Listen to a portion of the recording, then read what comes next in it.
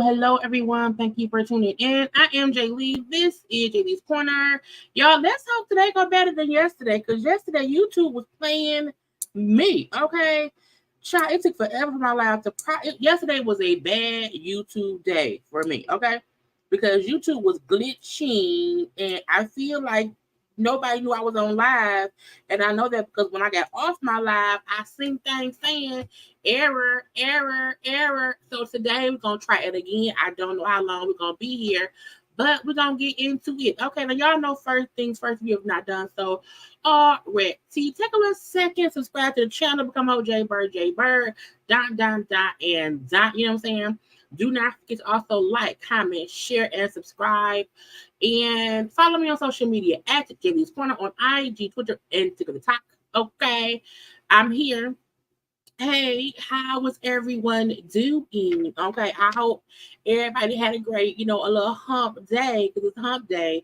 So let's hope everybody around here humping around and stuff. Okay, we have a few topics to discuss, a little bit of a watch along. I took out one part of Bambi's interview with Carlos King to discuss a child Bambi and Scrap and Benzino. I was chopped embarrassing. In 2024, that interview, in my opinion, was embarrassing because, man, what do you want us to do with that information? Okay. But again, we will get into a few things. We probably won't be here that long, maybe an hour and a half or whatever. But hey, how y'all doing? Hello, everyone. We in here. Thank y'all for being here. I was listening to Funky Dineva, child. He on there rambling. And I said, girl, you got your own. I was doing stuff here and I had it playing. It wasn't like I was sitting here not on live, wasn't kind of honest, and I was doing other things while listening to Funky Dineva. But I'm like, y'all, you just rambling. But I do too sometimes. But again, thank y'all for being here.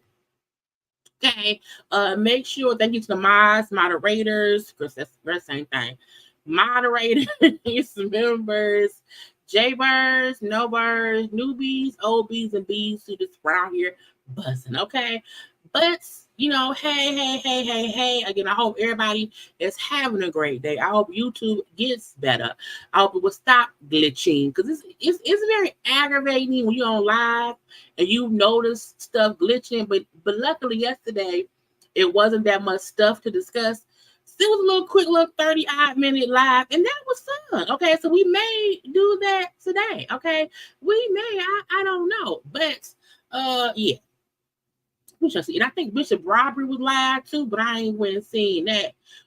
To what he talking about So yeah, we're gonna have a good time tonight, okay? One way or the other, okay? I say he just rambling. You know what? Sometimes when you went offline for a minute or whatever, you come back, you be rambling a little bit. But I was like, "Child, I have work to do. I got work to do," and we are here. Now look, I was up here, liking things and saving things. So I may have stuff saved 18,756 times, but it's okay because sometimes I come out here and it be last minute stuff that be happening, and I'm trying to like it, to get to it or whatever. But hey, to y'all, thank y'all. Look, I see y'all popping. Look, I know YouTube be tripping. So I like to give y'all a few minutes to get here. I got a few minutes to get here. Okay, or whatever. Child, yesterday I knew something was wrong because at one point it said I had 2 viewers. I was like, 2 viewers. I'm like, only 2? I was like, that don't sound right. But I had already said we would not be here long anyway.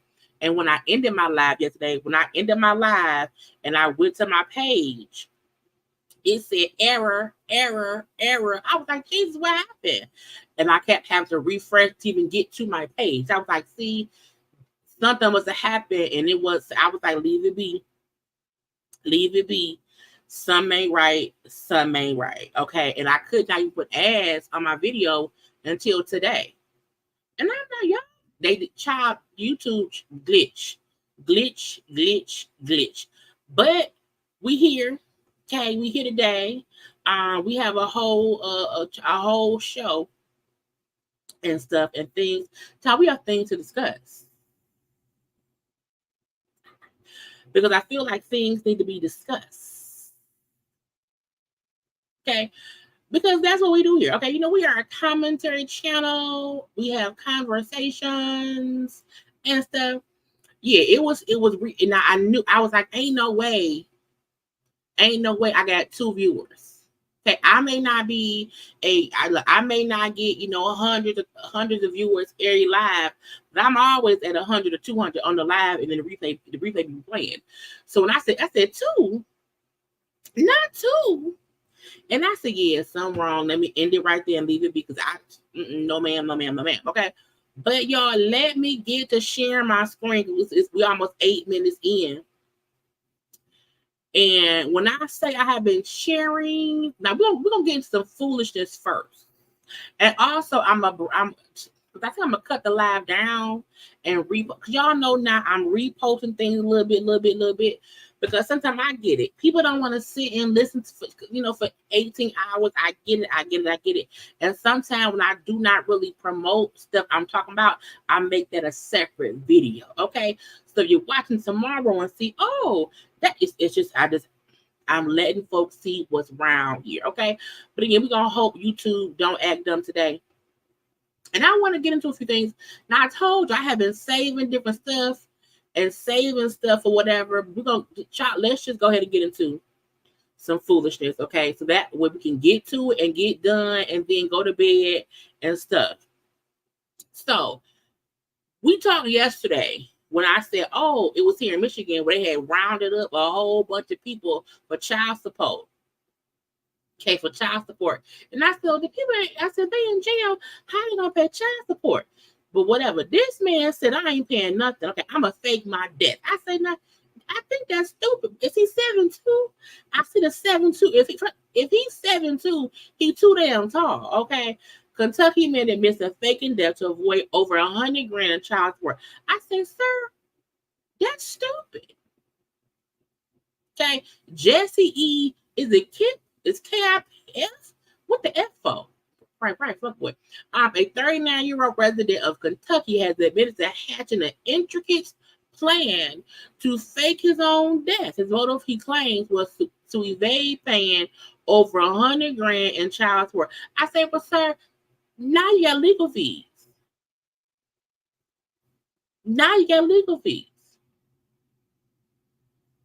You shouldn't do it.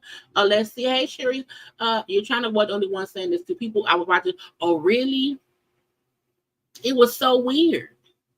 And I was like, well, let me end it. Because sometimes when I see YouTube glitching, I'll just end a live because sometimes it takes forever to process, meaning we can't put ads on, we don't get paid. And I need my money because I have not found, the 3 or 4 rich people to send me $40,000.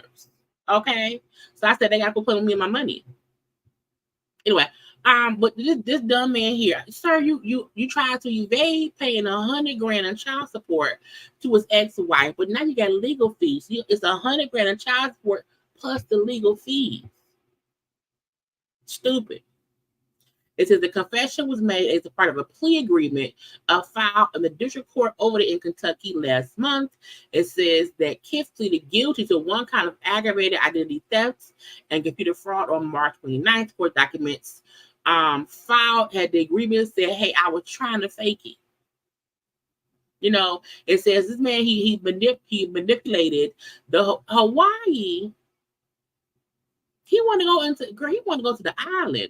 It says he manipulated the Hawaii death registry system in January 2023. He did so following the use of personal information from a doctor in another state, making a cause of death for himself. You killed yourself.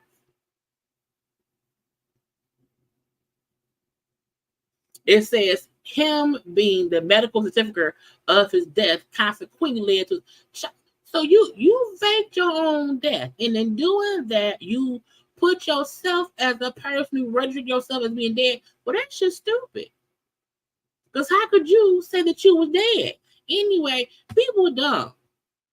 Okay, people dumb. Mother-daughter duo arrested for illegal butt injections and sting operation. I see. You know what? I don't even have to go read the story. They did it. I don't need to read not Nan's story. I don't have to go. I don't have to click the link in the bio. The child is written all over their face. The mama's face and her cheeks, the daughter's eyelashes, okay, and her lips. Y'all look like y'all was putting illegal stuff in your own bodies and your own faces.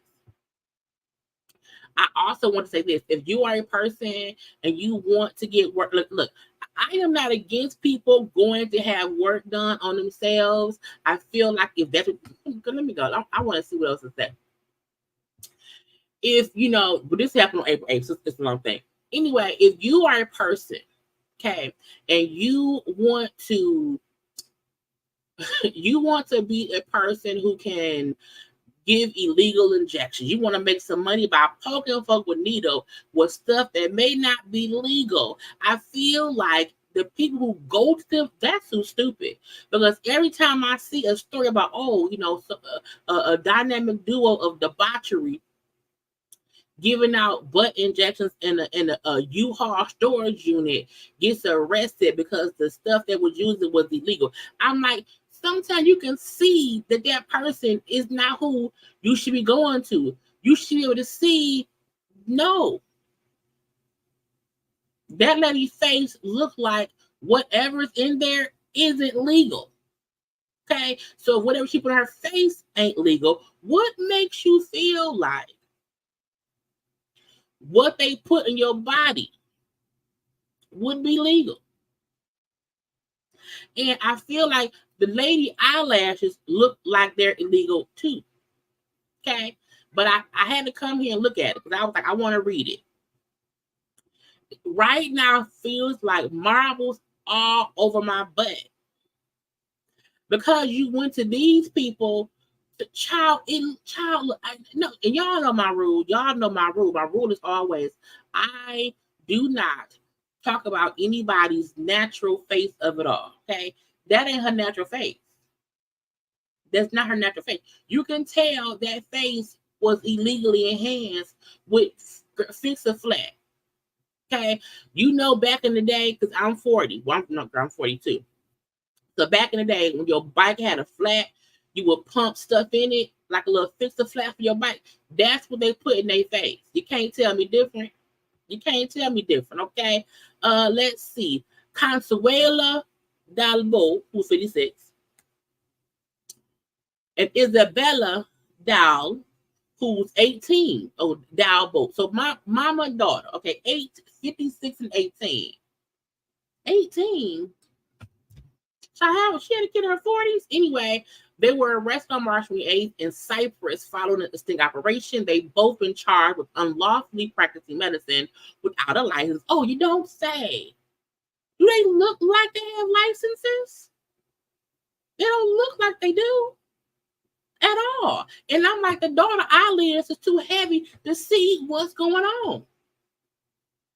So if the doctor can't see you because her eyelids are too heavy from fake lashes, leave the doctor's office immediately. Okay.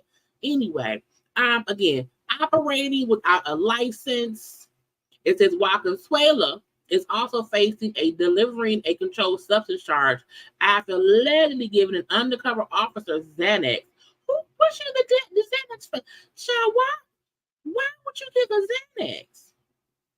Child gave an undercover officer Xanax for the purpose of relaxing before the injections. Look, I have never got anything injected into my. When I had the COVID, they was giving me insulin, and I'm not on that no more. However, I have never been like surgery wise. Okay.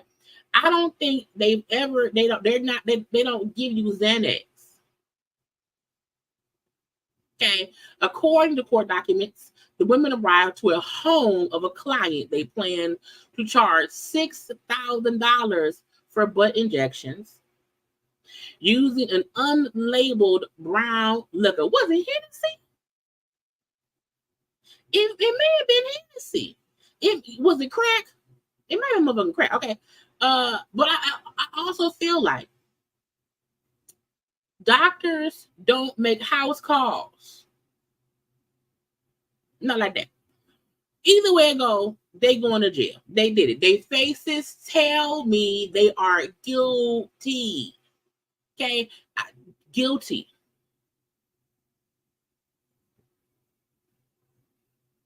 Guilty. Stop getting surgery from people who look like they just had surgery on their face done themselves. Okay? It's just not the thing anybody should be trying to do. I'm just saying.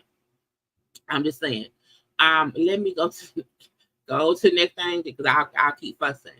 I saw this and I said, well, this is unfortunate. You know, it says a woman who underwent chemotherapy after being given 15 months to live, found out she never had cancer. And the doctor said, oh, congratulations. And instead of saying, I'm sorry, I misdiagnosed you. I say, now this is great. Lisa Monk of College Station, Texas, went to a hospital for a CT scan at the end of 2022 after having stomach symptoms she assumed were from kidney stones. A 39-year-old woman was informed of her fatal cancer diagnosis at a checkup session following a spleen surgery and was given 15 months to live. Child, how do you misdiagnose cancer?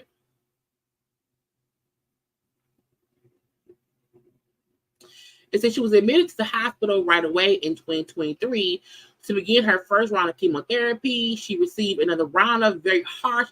Child was getting chemotherapy. Okay, getting chemotherapy or whatever. It says that I'm trying to skim on through it. It says at a routine hospital appointment in April, she alleged she was told that she never had cancer. The moment somebody tell me, hey, we know we told you that you dying with cancer. You have 15 months to live. And then I find out that's not true. Bitch, I own the hospital.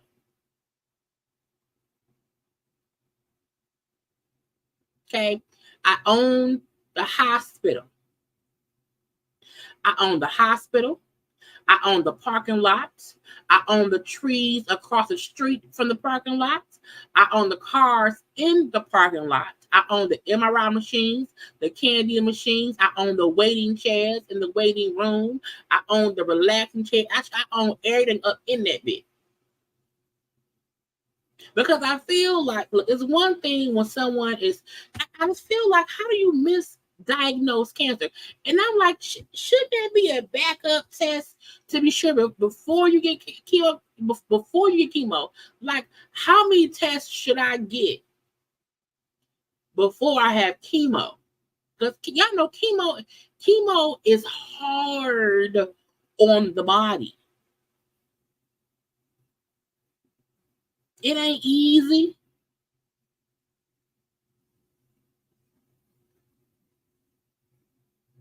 I think when anybody diagnose you with any illness, and you then take medication or have procedures done or anything that you have done because of said diagnosis that is not, you know, I own every child. Come on now, the Starbucks around the corner, okay, everything. The deli, that's the deli in the lunchroom of the hospital. I own all this shit. The whole hospital now had to close down. Why? Because I own it and I don't want to. Child, doctor sued, hospital sued, pathology sued, chemotherapy bag holder sued. That is insane. Insane. And y'all know y'all know the NBA draft is going to be here in Detroit. I believe it's next weekend. I think it's next weekend. Hopefully y'all can hear me fine because my signal was at 1 and I don't know why. Child, it's storming bad here today, so maybe it's just being stupid. Child, they kept telling us how, we gonna get a Hollywood, in Hollywood over there in California. They had that really big, huge sign that says Hollywood. Oh, we're gonna get a Hollywood-like sign here in Detroit. That's it. I say that's not even big. I can pick that up. Now it also lights up at night, so I do feel like it looks better at night than it does in the daytime. I haven't rolled that way to see it yet because I don't live in Detroit currently. Okay, but I'm born and raised there. Okay, but I am in a surrounding city of it. But I haven't rolled that way yet. Down 94. I'm gonna probably try to go this weekend, and see it in person. But I feel like we was hoodwinked and bamboozled because it's just not a large sign. It's not I'm like, why did y'all not pick up the whole space and make things bigger? And there's so many different places you can put it. I was like, we don't be riding over there. Anyway, if anybody comes to Detroit, we have a Detroit sign now that I think looks stupid. But I seen somebody showed it to me at night. It looked better at night than it did in the daytime. But I'm like, Jesus, please fix it because we got time for foolishness. Not at all. I seen. Well, I wanted because it was something else I saw. Oh, this is it. Remember, we had a conversation about the transgender person. Well, the conversation about the person who was saying they identify as a woman. And they kept being, they was in the women's locker room and Planet Fitness. Well, that man he's been arrested. Okay, North Carolina Planet Fitness member claiming to be a woman arrested for indecent exposure to a. I'm sorry. No, this is a different person because I forgot. No, I'm sorry. That's the man who was in Alaska saying they're trans. And I don't believe they're trans, in my opinion. Okay, that happened in Alaska. This person, this Rastafarian white man, who was saying, "Oh, I'm trans," in the women's locker room, naked, dang-a-lang. Okay, I feel like people who are actually trans, you don't really see many trans. I'm gonna pop off camera because I don't want my 70 going up. People who are trans typically do not be around here out in public, just exposing themselves and having they stuff out. Okay, whether you are a male born person who transitions to female or vice versa, they don't be having that cooch or they dangling out. They don't. That's the one thing they cover up until, they figure out what they want to do down there. So I said, the fact that this person, they say, the people call the police because, they say, oh my God, this man is in the women's locker room, but saying he identifies as a woman, but he naked. His dangalanga, and we don't like it. Okay. Police came and now he's right. I'm like, first of all, this does not give trans, in my opinion. Not at all. Jesus fix it. So I feel like I really need people to stop using the excuse of, oh, I'm trans, I'm having my dangalang. It's like, no, you are a pedophile around here exposing yourself to people. Okay, you are a pervert out here exposing yourself to people. Okay, and now the man is in jail under a $25,000 bond. He ain't got it. I need folks to stop being stupid. I think people is being stupid for no reason. I want to touch on this a little bit. I kept hearing about Lolita Hall, who was, I believe, in her 60s. She was an Uber driver, and she was going to pick up, a package, because they say Uber now has it where, if you leave something somewhere, if you need something picked up from somewhere, Uber will have somebody go pick it up. Okay.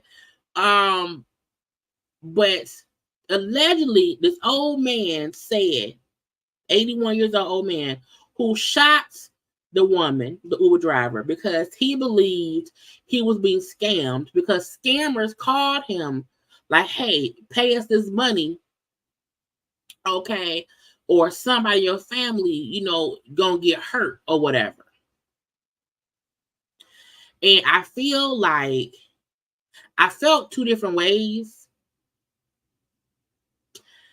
I feel like, one, whoever the people was that scammed the old man, they wrong. They should be arrested. However, old white man, you wrong too. Period.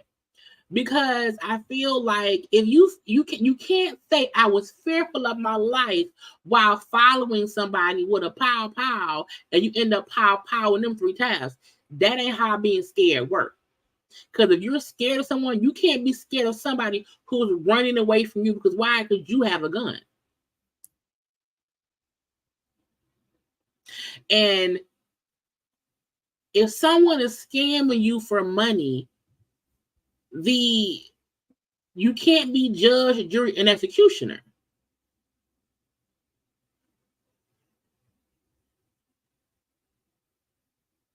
And because I'm not gonna play the video or the audio for the 911 call. But it says he claimed that he felt threatened by a male caller who mentioned his family, leading him to believe that harm was imminent. Sir, you're the only one with a gun. You're the only one with a gun, sir. How scared? We scared of y'all, and this is aggravating. And I feel like at the end of the day, what matters is this person, Lolita Hall, lost her life for just out here doing her job. And again, even if you think someone was scamming you, you don't have to shoot the person. Why not call the police? If you felt like I got a phone call and the person said, someone in my family gonna get hurt, blah, blah, blah, do this, do that. Why would you not? If you call the police after you shot her, you can call the police before you shot her when you saw her pull up. That's to get you gotcha. Because you wasn't scared. Because if the people say, hey, and don't call the police or else, because you called the police when you shot somebody. So even if he thought he was being scammed, even if he thought somebody around here is trying to skim and scam me and blah, blah, blah, but I don't know what's going on, I'm 81. Sir, you had enough common sense, enough of your brain cells. And I know, because look, my grandmama I have one living grandmama. And my grandmama, she is 90 years old. Just talked to her yesterday, and she still has enough wits about her. You know what I'm saying? So, sir, you at 81, you had enough wits in your mind to comprehend exactly what was going on, even if it was a scam. To pick up a gun, have it loaded and ready. You're following the lady, right? You follow her to the car as she's running away from you. And you in 3 times. So, sir, get your ass in jail. Go to jail. Okay. Do not pass go. Do not collect $200. And the reason I'm showing her face is because she's the victim.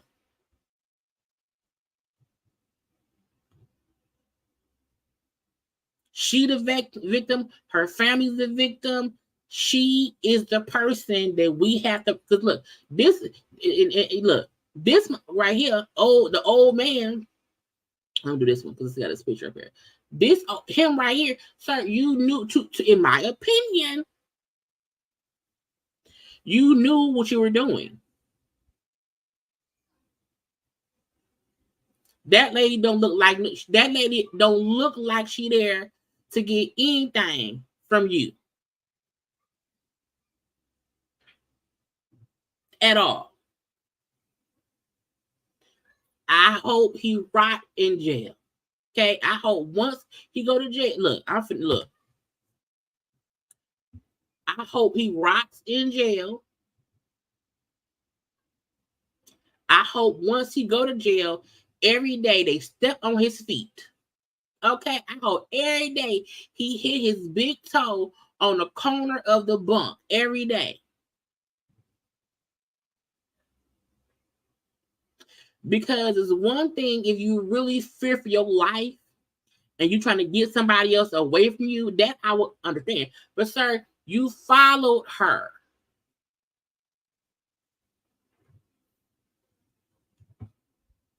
I don't feel for his family. I feel for her family.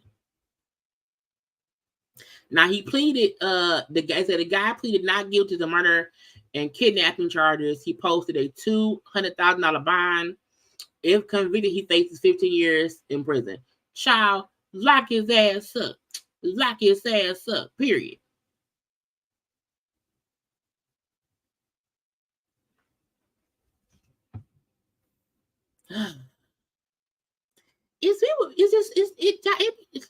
You want to sometimes you just want to punch people in the face, and I want to punch this old white man in the face, okay, directly in the kisser. Anyway, what I'm gonna do next? I don't care. Well, this one, they said the lady, a Wisconsin one. First of all, I said, why? I said, where did this happen? Why do people look so old? A Wisconsin woman was sentenced to life after she'd been convicted of poisoning her friend with eye drops. It's nearly $300,000. So this to get you gotcha. Okay, this happened back in 2018, and 62-year-old Lynn Hernan died in her condo.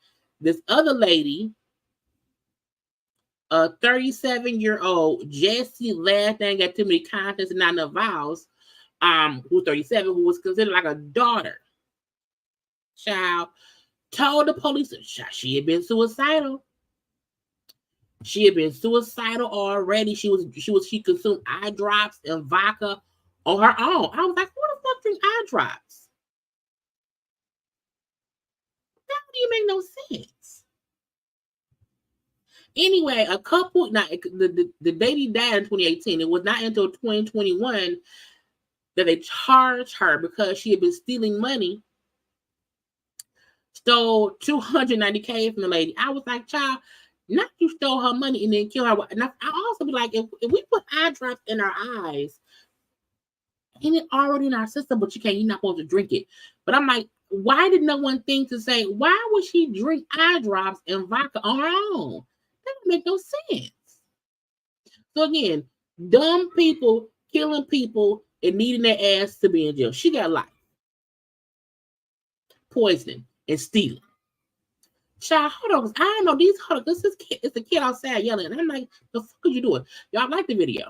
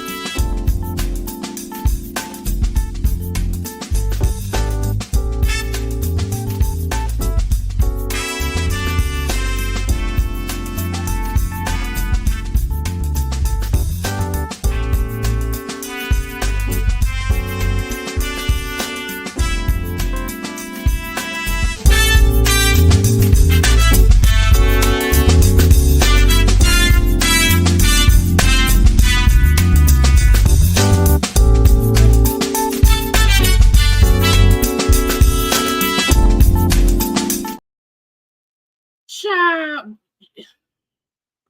I'm gonna for sure have a neighbor conversation video tomorrow because I'm like, what the fuck is you, girl? When you have company at your house, control their children. Okay, because the Russian lady who's across the way from me, she ain't got no kids. And I'm like, why keep hearing kids? It's a child kid outside just yelling. I'm like, bitch. Anyway, let me get back to the stuff. Who else did I see? Oh, y'all, they cremated OJ. I said, didn't he just die? I feel like he just died. That's fast. Now, black folk, it be the funeral usually be like a week away. Then, you know, now, because my dad was cremated, but I feel like we had to wait a couple days before to get it scheduled. But maybe because OJ knew, maybe he had pre-scheduled the cremation. I don't know. But OJ child ashes will be spread amongst his family, his children, or whatever, and stuff. Child, the juice is now not he ain't juice up, child. He what? He does now. That's not nice. I also have seen how his lawyer, who was at first saying they wasn't gonna pay nobody no money, you know, because OJ owed the Goldmans and them. And at first they were saying we ain't paying shit. But he said the attorney said because OJ had died and had been dead 2 hours, an hour or two, it wasn't much. It says within an hour of knowing that OJ died, he started talking shit. My advocate instinct was, oh, you gonna keep talking shit? Okay. I ain't get nothing. You know, I want somebody when I die and someone talk shit about me. Yes, tell them they ain't getting nothing. Tell them they ain't getting nothing. Because he was like, you know, how are you all like, oh, it just came out that he died. And the first thing you talking cash shit are, can it be dead for a day or two? However, now he says, you know, they may not get paid the full $33 million. However, they'll get something. Okay, he's willing to work with them and whatever. I know folks were saying, oh, they had like 200 mil. You know, yeah, like nah, he don't. I don't think OJ had 200 million because to me, OJ was famous at a time where money was just different. And I don't feel like since he got out of prison and jail or whatever, that he did stuff that would have got him paid so much. I noticed that he got his little pension from the football plan or whatever. He probably was getting like Social Security. So I don't feel like OJ was making like millions. And because of, you know, the lawsuits, you know, the murder trial and all that stuff, I feel like he was probably spending more money, well, at least spending money and not making as much. So Yeah, I don't think OJ had, hundreds of millions. We shall see. But at this point, OJ child, the juice is dust to dust, with ashes to ashes, dust to dust. He's gone. Let's get into some stuff. I say, child, y'all see over in Dubai? It's flooded. I said, no, not on music. I said that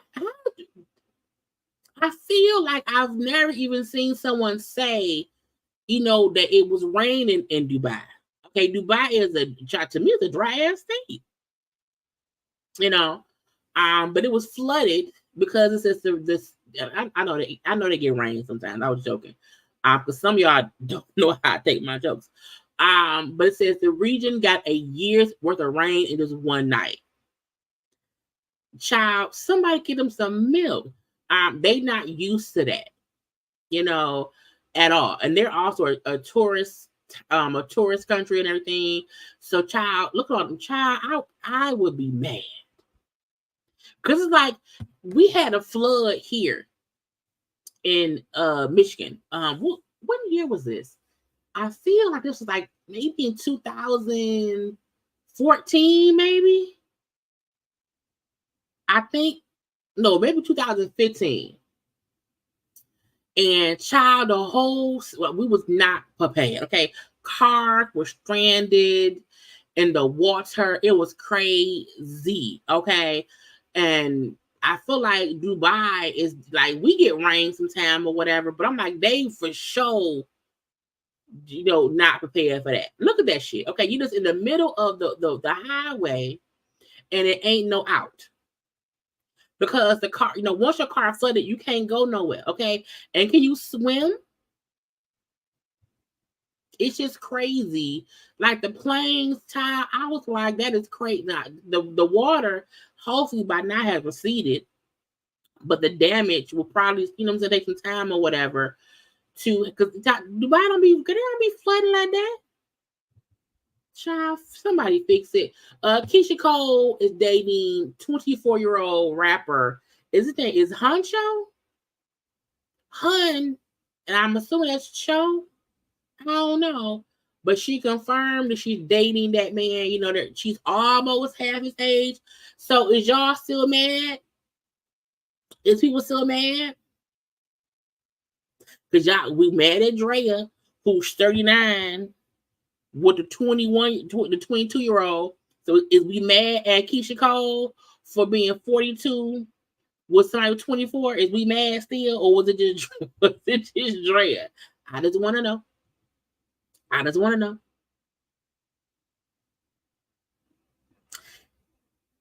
He got veneers. I'm just saying.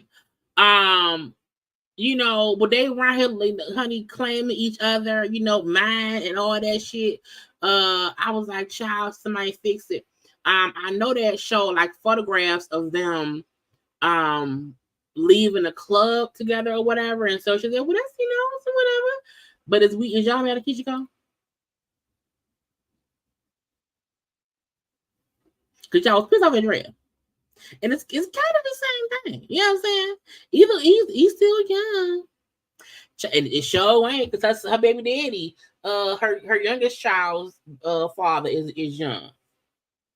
I think some folk don't realize that Keisha Cole's in her 40s though. But we shall see, if it goes further than right now. Because sometimes they be like, "Oh, we together," and they break up real fast.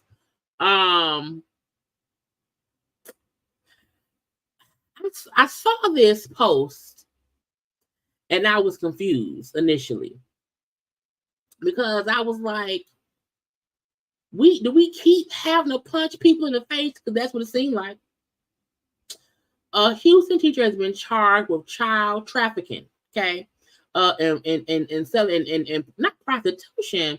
It says after allegedly recruiting troubled students for her son. Bitch, I feel like send her to jail, send her to prison. Her son is 22. I don't even care. I don't care about the details. Okay. I just feel like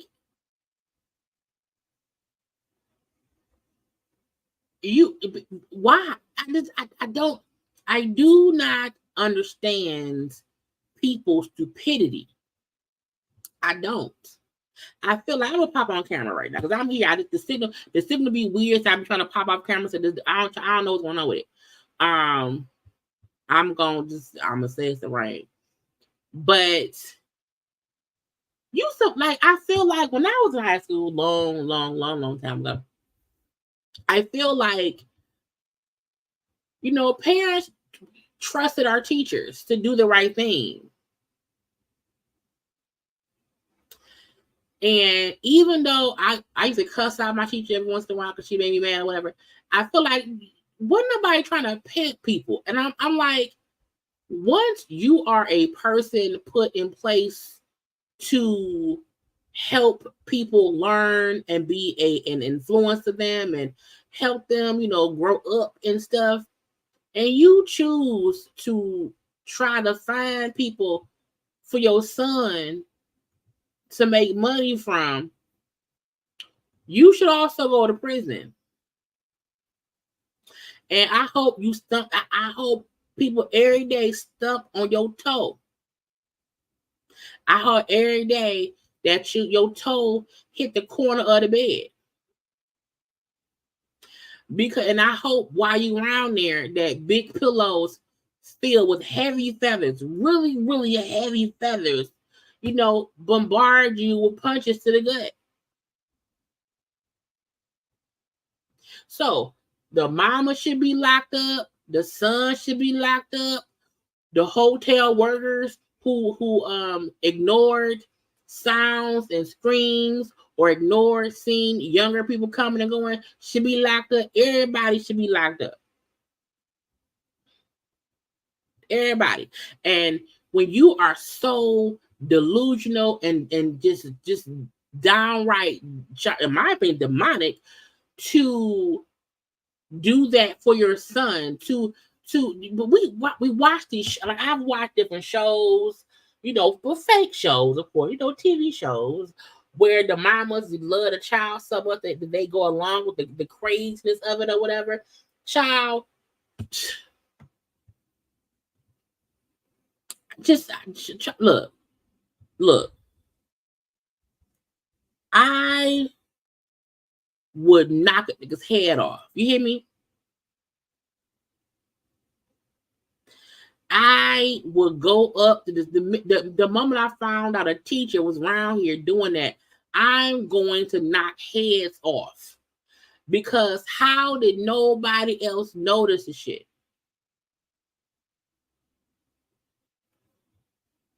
The sheriff said it appears Grigsby, that's the mama, recruited troubled juveniles from local high schools by offering them a place to stay, which would be a hotel. Additional teen victims have come forward stating that Grigsby was also attempting to recruit them while attending school. So lock her ass up. That's it. That's all. Lock her ass up.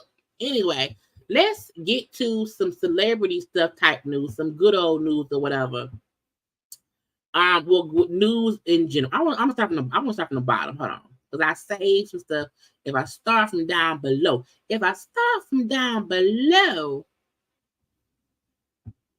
why does Kanye have his wife out here barefoot at Disneyland? I said, is she wearing fake feet? No. Those are her feet. I don't understand why anybody would want to walk barefoot outside.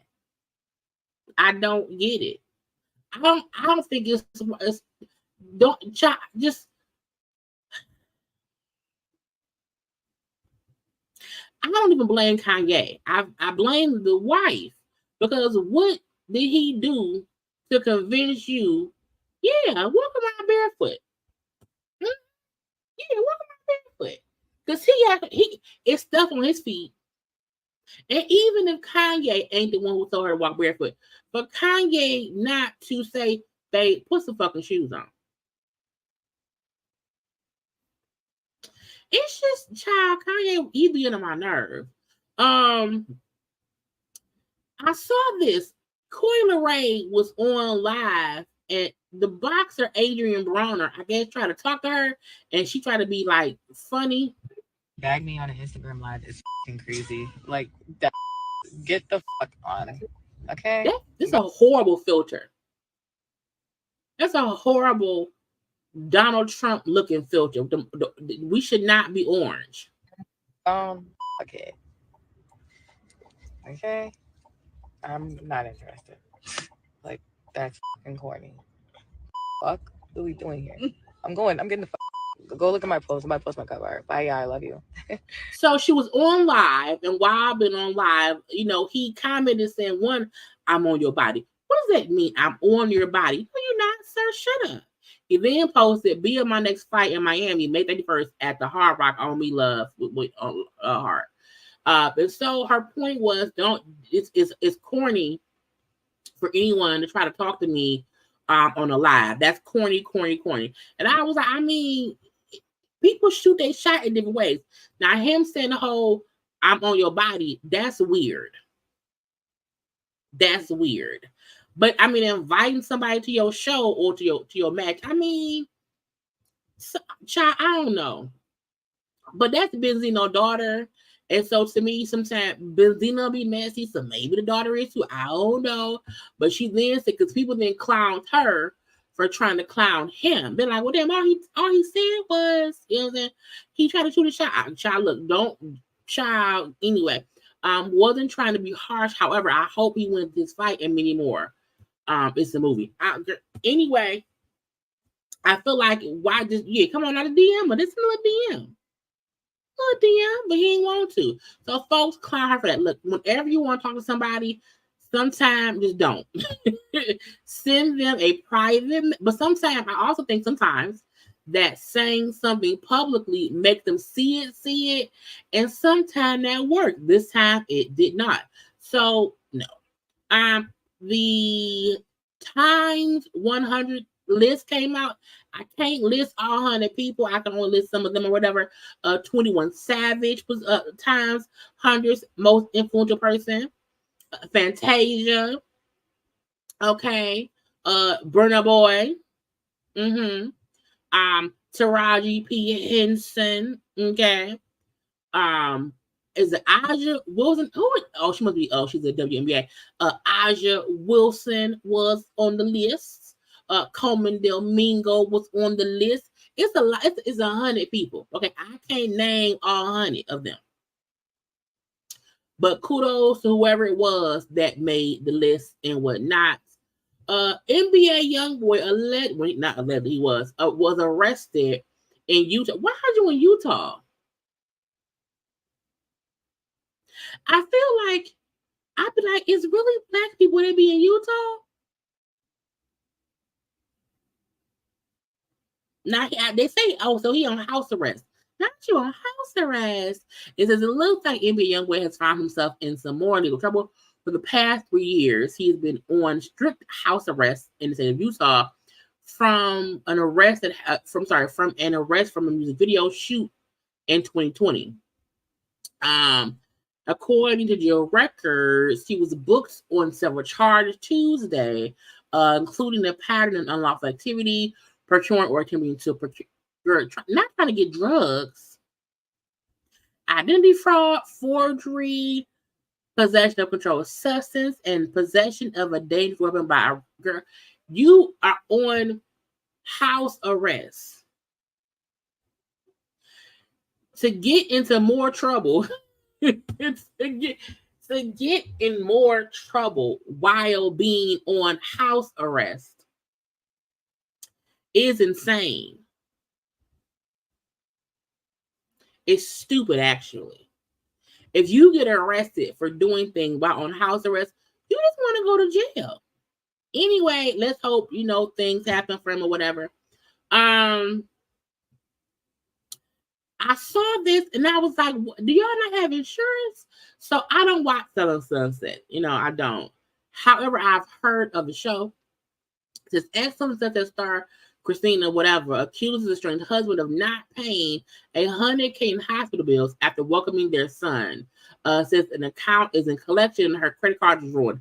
And her credit is ruined. I was like, y'all don't have insurance?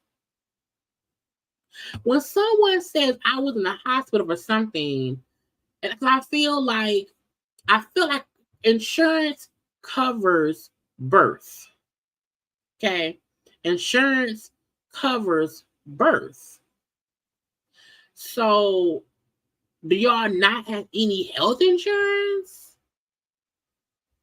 And that's why it went to collection. Because I feel like y'all should have insurance in some kind of way. Because ain't y'all selling all these home, girl? You better get you some Medicaid. Because y'all know Medicaid cover all. Get you some Medicaid. Because to have it now, I agree. I think having a baby probably is really expensive. So I can think, okay, maybe $100,000. Maybe she wanted a real fancy suite. Maybe she wanted some privacy, and all the monies, was charged. And I also feel like, why ain't he pay for it? Why be rich? I feel like, when you are a self-employed person, so if she's on Sunset or whatever, and they are like in real estate or whatever it is, you can just get your own insurance. To be a wealthy person and not have insurance is crazy. And if you're wealthy and you don't have insurance, get some Medicaid, okay? I mean, it's there for your health. Anyway, child, we don't care y'all rich. Pay it off. Y'all, Rihanna was out here partying with her man. Y'all, Rihanna and A$AP Rocky is really a whole couple. 2 kids and everything. Okay, out here Coachella, partying, having fun with golden grills and a whole bunch of rings and a whole bunch of clothes. Y'all ain't it hot in California? Ain't it hot at Coachella?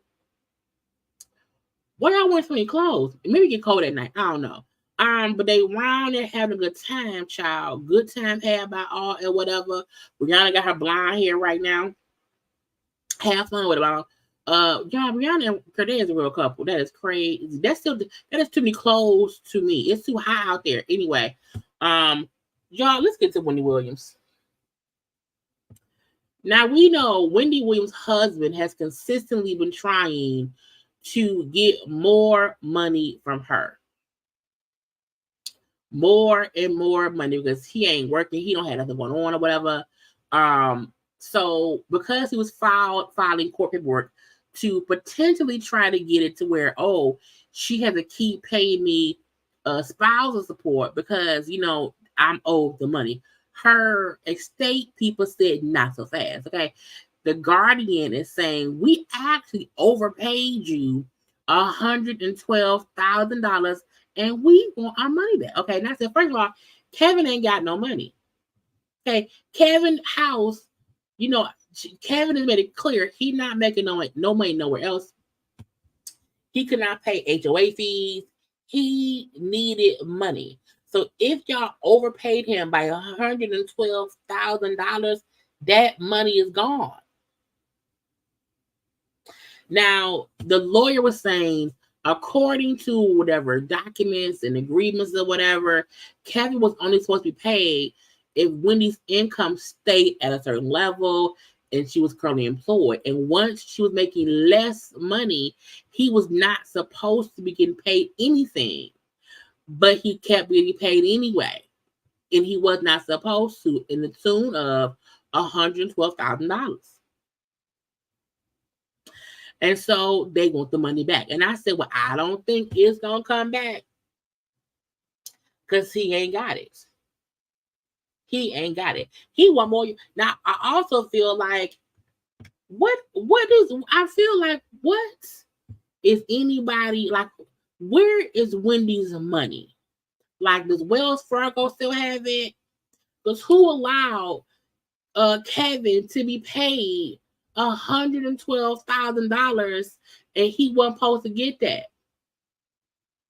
Y'all are not managing her money very well, if you ask me. So they're waiting in court because they're saying, Kevin, we want the money back. And I'm like, courts Kevin ain't got it. It's gonna be a hard battle. You hear me? I saw this. I don't know this man, but he's an NBA player. Okay, meaning he plays in the NBA. Okay, meaning he makes a little bit of money. Okay, because even the lowest paid person in the NBA probably still makes more money than all of the women NBA players combined. Okay, Jonte Porter has now been banned for life because he was caught gambling on his own games, and he was intentionally sitting out to affect, the I said, what?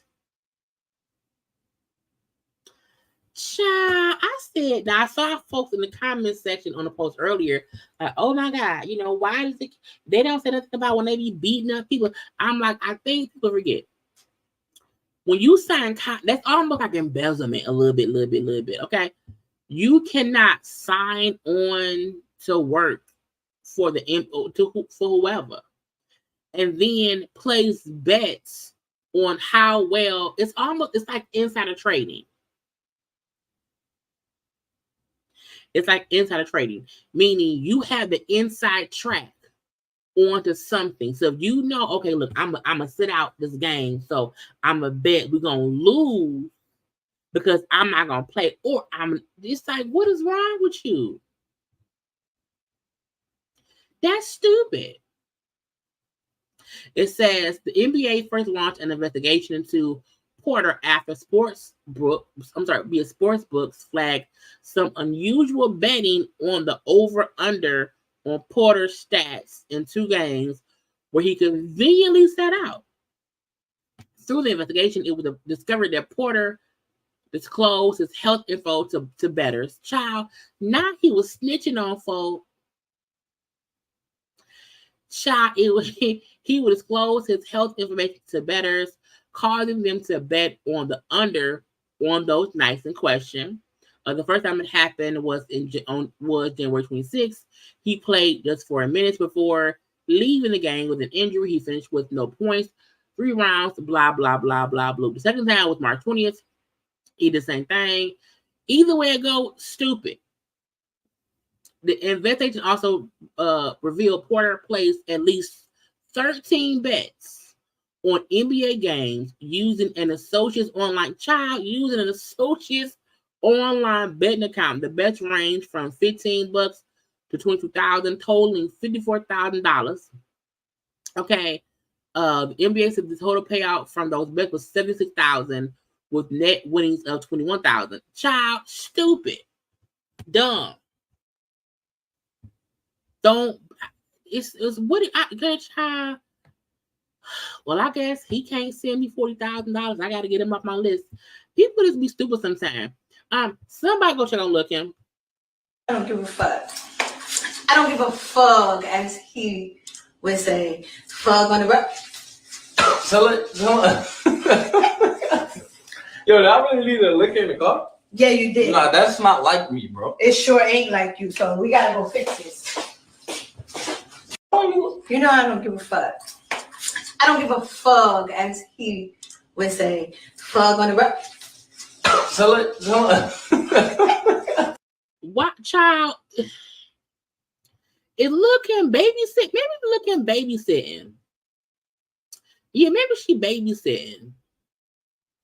Because child, somebody go check on Looking.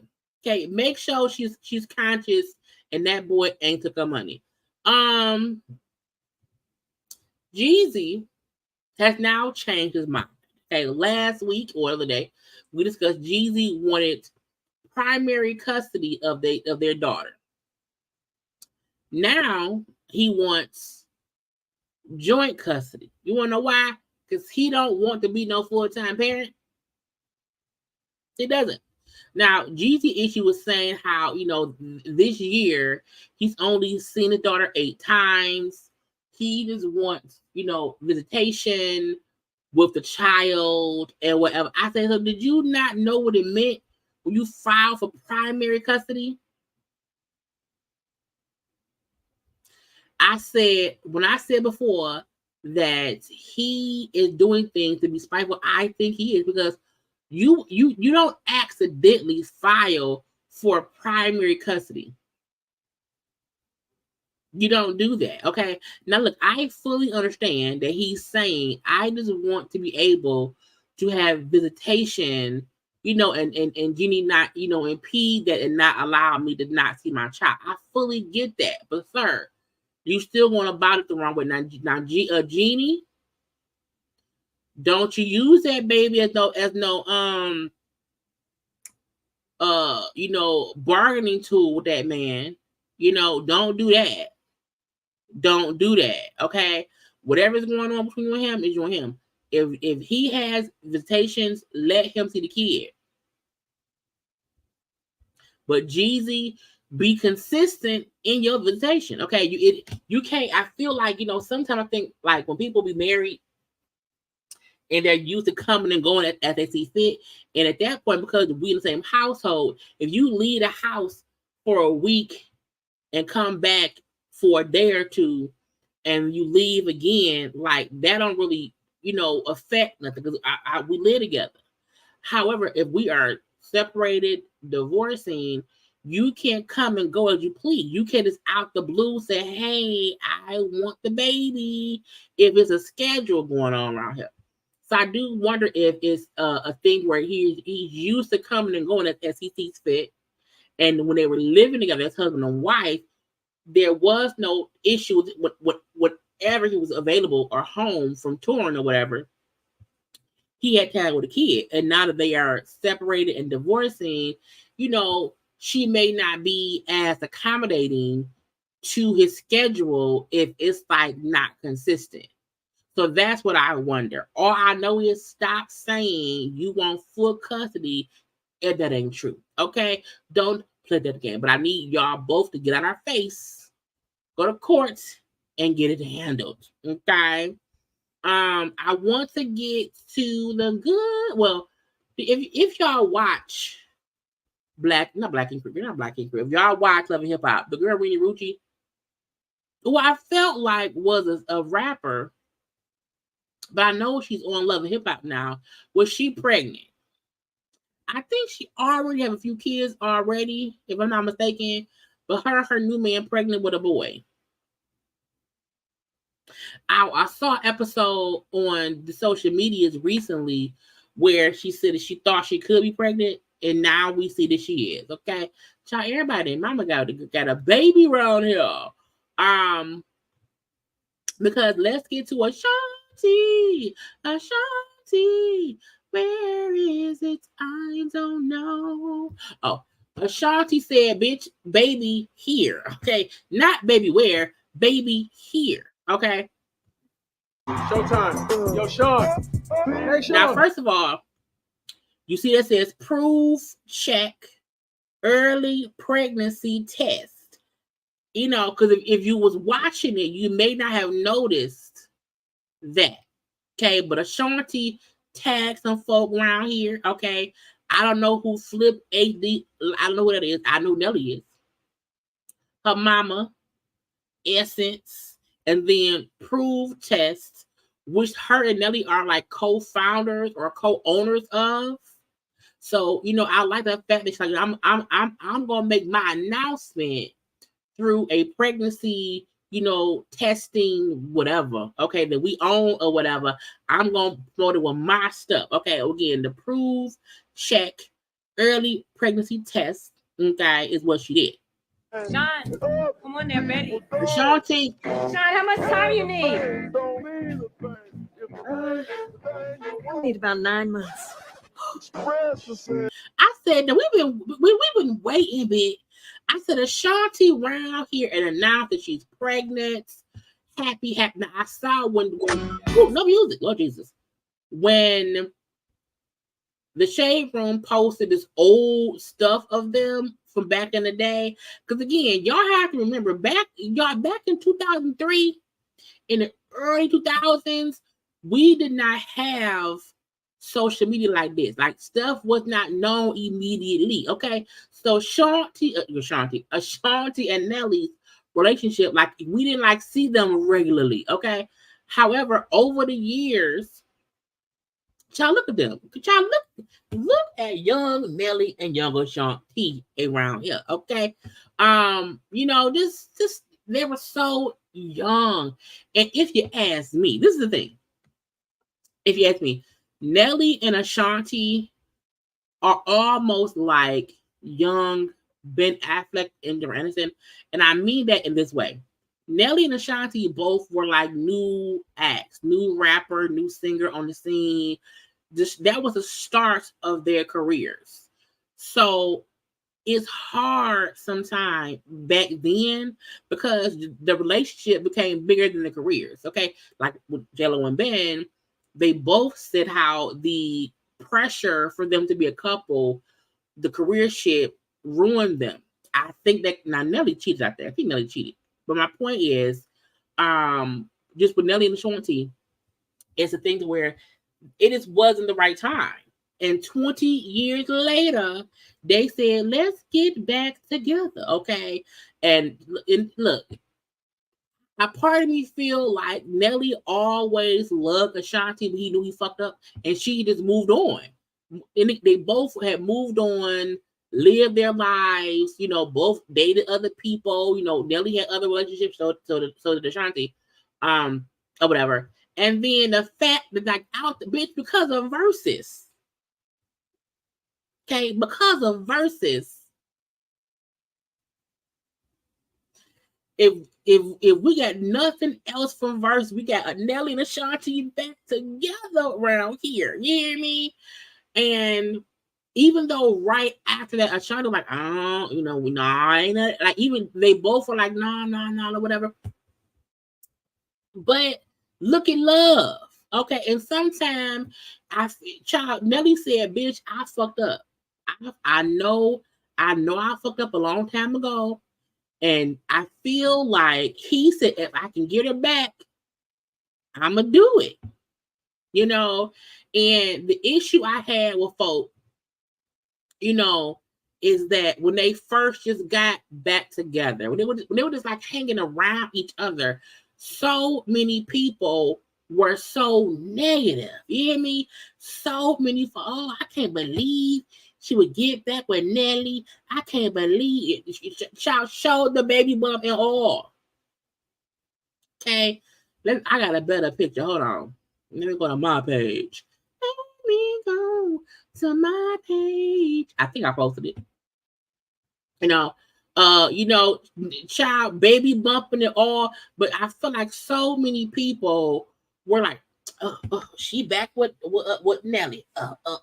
And then when it came out that she was possibly pregnant, you know what I'm saying? I feel like people was like, oh, why would she get back with him and then get knocked up? He ain't gonna marry her. And look at that. Child, because not only are they pregnant, they're also engaged to be married. Yep. She had the exclusive was with Essence. And her and Nelly are also engaged. Now y'all know Nelly has never been married, and I believe he said before how he just kind of wasn't trying to get married and whatnot. So I do a part of me do. So let me go to Ashanti's page. Let's see has she posted anything else since earlier. She probably has not. Oh no, but I feel like let me go to Twitter. Hold on. Let me trying to get things together. A part of me just feel like, did I already take it all off? I might have took it all off. No, I did not. I just feel like people liked hating on Ashanti and Nelly. I feel like people just didn't respect the fact that they were a couple. I feel like it's crazy to me because right here on Essence, Ashanti said, "This new year of my life is such a blessing, full of love, hope, and anticipation. Motherhood is something that I have looked forward to, and sharing this with my family, fiance, and loyal fans who have been so supportive of my career is an amazing experience." Okay. And it also brought up how, again, how both they are co-owners of the Prove thing. It says it is a diagnostic company that offers at-home tests that help individuals looking to conceive make it happen faster and in a way that doesn't leave a large dent in their pockets. Child, get the bag. Okay, get the bag. Okay. But I just feel like Ashanti is in her happy era. I feel like not that she had to prove anybody wrong, but people who felt like, girl, you got back with Nelly. You got back with Nelly. I can't believe not you with Nelly. Oh, he gonna leave you, girl. And some people, when they get the person back that they fumbled, they do right. I feel like, and also I also feel this too. Nelly and Ashanti both are now a little bit are old. You know, Nelly is 40 something. He may be almost 50. Ashanti is in her early 40s. You know what I'm saying? They're older now. They may both know this what they want. Look, they do. You know, they do. And I always say this. You know, I always say this because folk love saying, "See, y'all was praising them," and look, I always say, live in your moment of happiness because, again, right now they're happy. Right now they're happy. They're anticipating the baby. They are engaged. You know what I'm saying? And all we can hope and pray is that it's truthfully and happiness surrounding them. Okay? Child, somebody go check on her. Child, they need to. And I saw somebody else ask about his ex. Yeah, he said, I want to get married once. And I think because he wants to marry Ashanti. But and again, y'all, back in the Nelly, look, Nelly back in the day, back in the country grammar days, the down baby, I'm the child back then. Okay, no sound. Back then, this is like a young Cardi B and Offset. You know what I'm saying? And wild times. You know what I'm saying? And sometimes that's why they always say, you know, don't be around here trying to be shackled up because the music industry, a lot goes into it. And now that they have, you know, both lived life, you know, Nelly has 4 children. Well, he has 2 children. His kids are grown. He has 2 of his own children, and then he adopted his niece and nephew when his sister passed away from leukemia. So he has 4 children. Who Ashanti is always known and blah blah blah. And I have a new baby.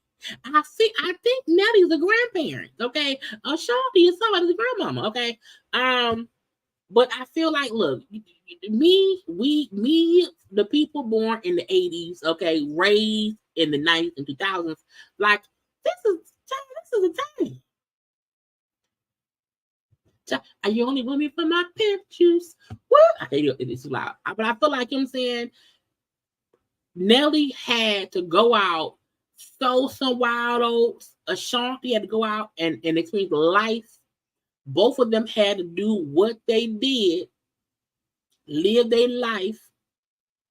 And when Nelly was with Chantel, you know, Chantel Jackson, I believe it was either Floyd Mayweather's ex-girl. I think it was Floyd Mayweather's ex-girlfriend. When he was with Chantel, like I felt like at the time he was happy. However, part of me always felt like, man, he really should be with Ashanti. But I'm like, but I know that ain't gonna happen because Ashanti was like done. And I feel like when him and Chantel broke up, because I think Chantel wanted like love, marriage, babies, and Nelly did not want that. And I feel like when they had the verses, and we seen Nelly face when Ashanti came out, what's love, or whatever she's saying, and he walked across. Nelly wasn't even. It wasn't his verses. You hear me? Nelly walked clean across stage in front of everybody in the midst of a versus between Ja Rule and Fat Joe just to say hi and give Ashanti a hug because they had not talked in years. And the footage of him like backstage, being all giddy and being all nervous, like to me, that's different. That means I love that girl. Dang, I miss that girl. And she here. Dang, let me if I can just go say hi. And I remember Shanti interview with Angie Martinez like after that because folks were speculating, oh, is it job? But she was like, no, we're not, no, because it hadn't hit yet. It hadn't hit yet, you know. And slowly they hung out, talked a little bit, hung out, talked a little bit, and then it just child, because when you know. And in my opinion, Nelly said, I can't fuck this up.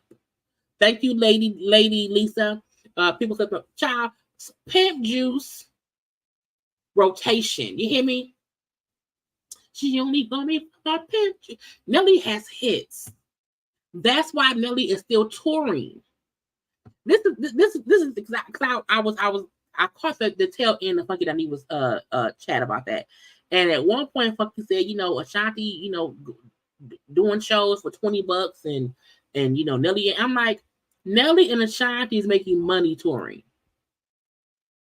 The same way Escape and SWV is. A lot of artists who were out when we were, of my day, okay, they are literally making money touring because they have the hits.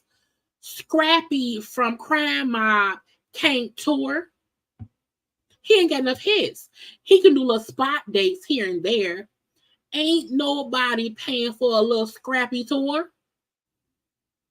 But every time I've seen Nelly performing somewhere, the crowd is going bananas.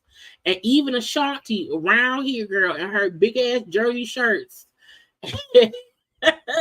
and fur coats and thigh-high boots, had that belly. Okay, and I'm happy that now that she's announced that they have, because they made the announcement, both Nelly and Ashanti, now that they have announced they're pregnant, I'm pretty sure that now, Ashanti won't have to wear covering up now. Child, because it's too hot. I said, girl, she'll have a heat stroke. Okay, in them damn fur ass coats, it's gonna be spring outside. And she looks to be, guesstimation, I feel like she's probably around 5 months right now. So even the time of her announcing it, it's safe. She's in her fourth. Hey Siri, how old is Ashanti? Ashanti is 43 years old. How old is Nelly? Nelly is 49 years old. So she's 43, he's 49. You know what I'm saying? So that's the age within itself. So again, it can go. So but the next concert, she better not be in a goddamn fur coat and shit. But I feel like what they did was, and I think it was smart. We get a few shirts from definitely Bella No J's from Balenciaga that can grow my belly. I don't have to worry about being self-conscious and folks seeing my belly. I'll have, boots to match my shirt. Now, I felt like she could have did something different, but again, it's easy. I'm pregnant. I'm showing. I got some shows. Something easy where I don't feel, whatever, and now she can dress up her pregnancy as she sees fit. What I do know is when they be at their shows, solo, dolo, they mention each other. When he be at his shows, he mentioned Ashanti. They be FaceTime each other, like they are trying to communicate better to make sure what happened before don't happen now. And I swear to God, every time we see them together, they are cracking up, laughing, having a good time. That don't mean it's perfect. You know what I'm saying? However, it aggravated me when like, why was she up? And now and when we thought she was pregnant, why would she get pregnant by him? He ain't gonna marry her, and she's gonna be a baby child, and she's a whole fiance. Now, could they break up? Even anybody can break up, whatever. But right now, bitch, checkmate. You hear me? Anyway, we're gonna get into Bambi. What's left, child? What's left? Let's check the thumbnail. I don't remember. We did Wendy, Ashanti. We did okay. That's last. I'm trying to figure out because I want to be done within 2 hours. Because some stuff I can say to tomorrow. Y'all, Glorilla was arrested. She got DUI. Where's the picture? She got DUI. Okay, Glorilla arrested for driving under the influence in Georgia. They not her booze fell out. Child, booze fell out. She failed a field sobriety test. They said they spotted her making an unauthorized U-turn at a red light. Okay, she's pulled over. They smelled alcohol and marijuana. Stupid. But, you young, dumb, little mistakes or whatever. She did admit to drinking that evening, but did not disclose how much she had. They made her exit the vehicle and do a field sobriety test, but she failed. It said during the exchange, an officer claims her boob fell out and they had to notify her. Like, your titties out. Now she's bonded out already, okay. But I do feel like if you're ever pulled over and have to do a little test, whatever, and your titty fall out and you don't know it, you drunk. Because the air on the nipple lets you know. Okay, just get a driver. You know what I'm saying? This is the thing. This is the thing. Always just get a driver. Okay, just in case you out here drinking, and don't be busting no U's. Now, after she got out, she posted this picture of her holding a bottle of wine. Glorilla, ma'am. I'm a Glorilla fan. I would say I'm a Glorilla fan. Yeah, Glow. I don't know why. I think it's something about her that I like. Ma'am, drunk driving under the influence is not funny. It's not jokingly because people die. Okay, so if you're ever put over and arrested for DUI, let's not make fun of it. Okay, do your time, pay your fine, and keep it moving. Okay. But again, it was all over the thing. Okay, that she's trying, and I'm like, first of all, she looked drunk. Just a little bit drunk. She looked like she had a couple drinks, and she looked a little bit, a little buzzed. But I'm like, ma'am, don't play, because the same way folks would be pissed and it's not DUI is not funny because again, people die. People are dying, Kim. Anyway, I covered Jeannie. I want to get into y'all. Why I saving so many times? I be saving stuff so many times, y'all. And it's like it be confusing me. I think lastly we're gonna do let's get into Candiance and them.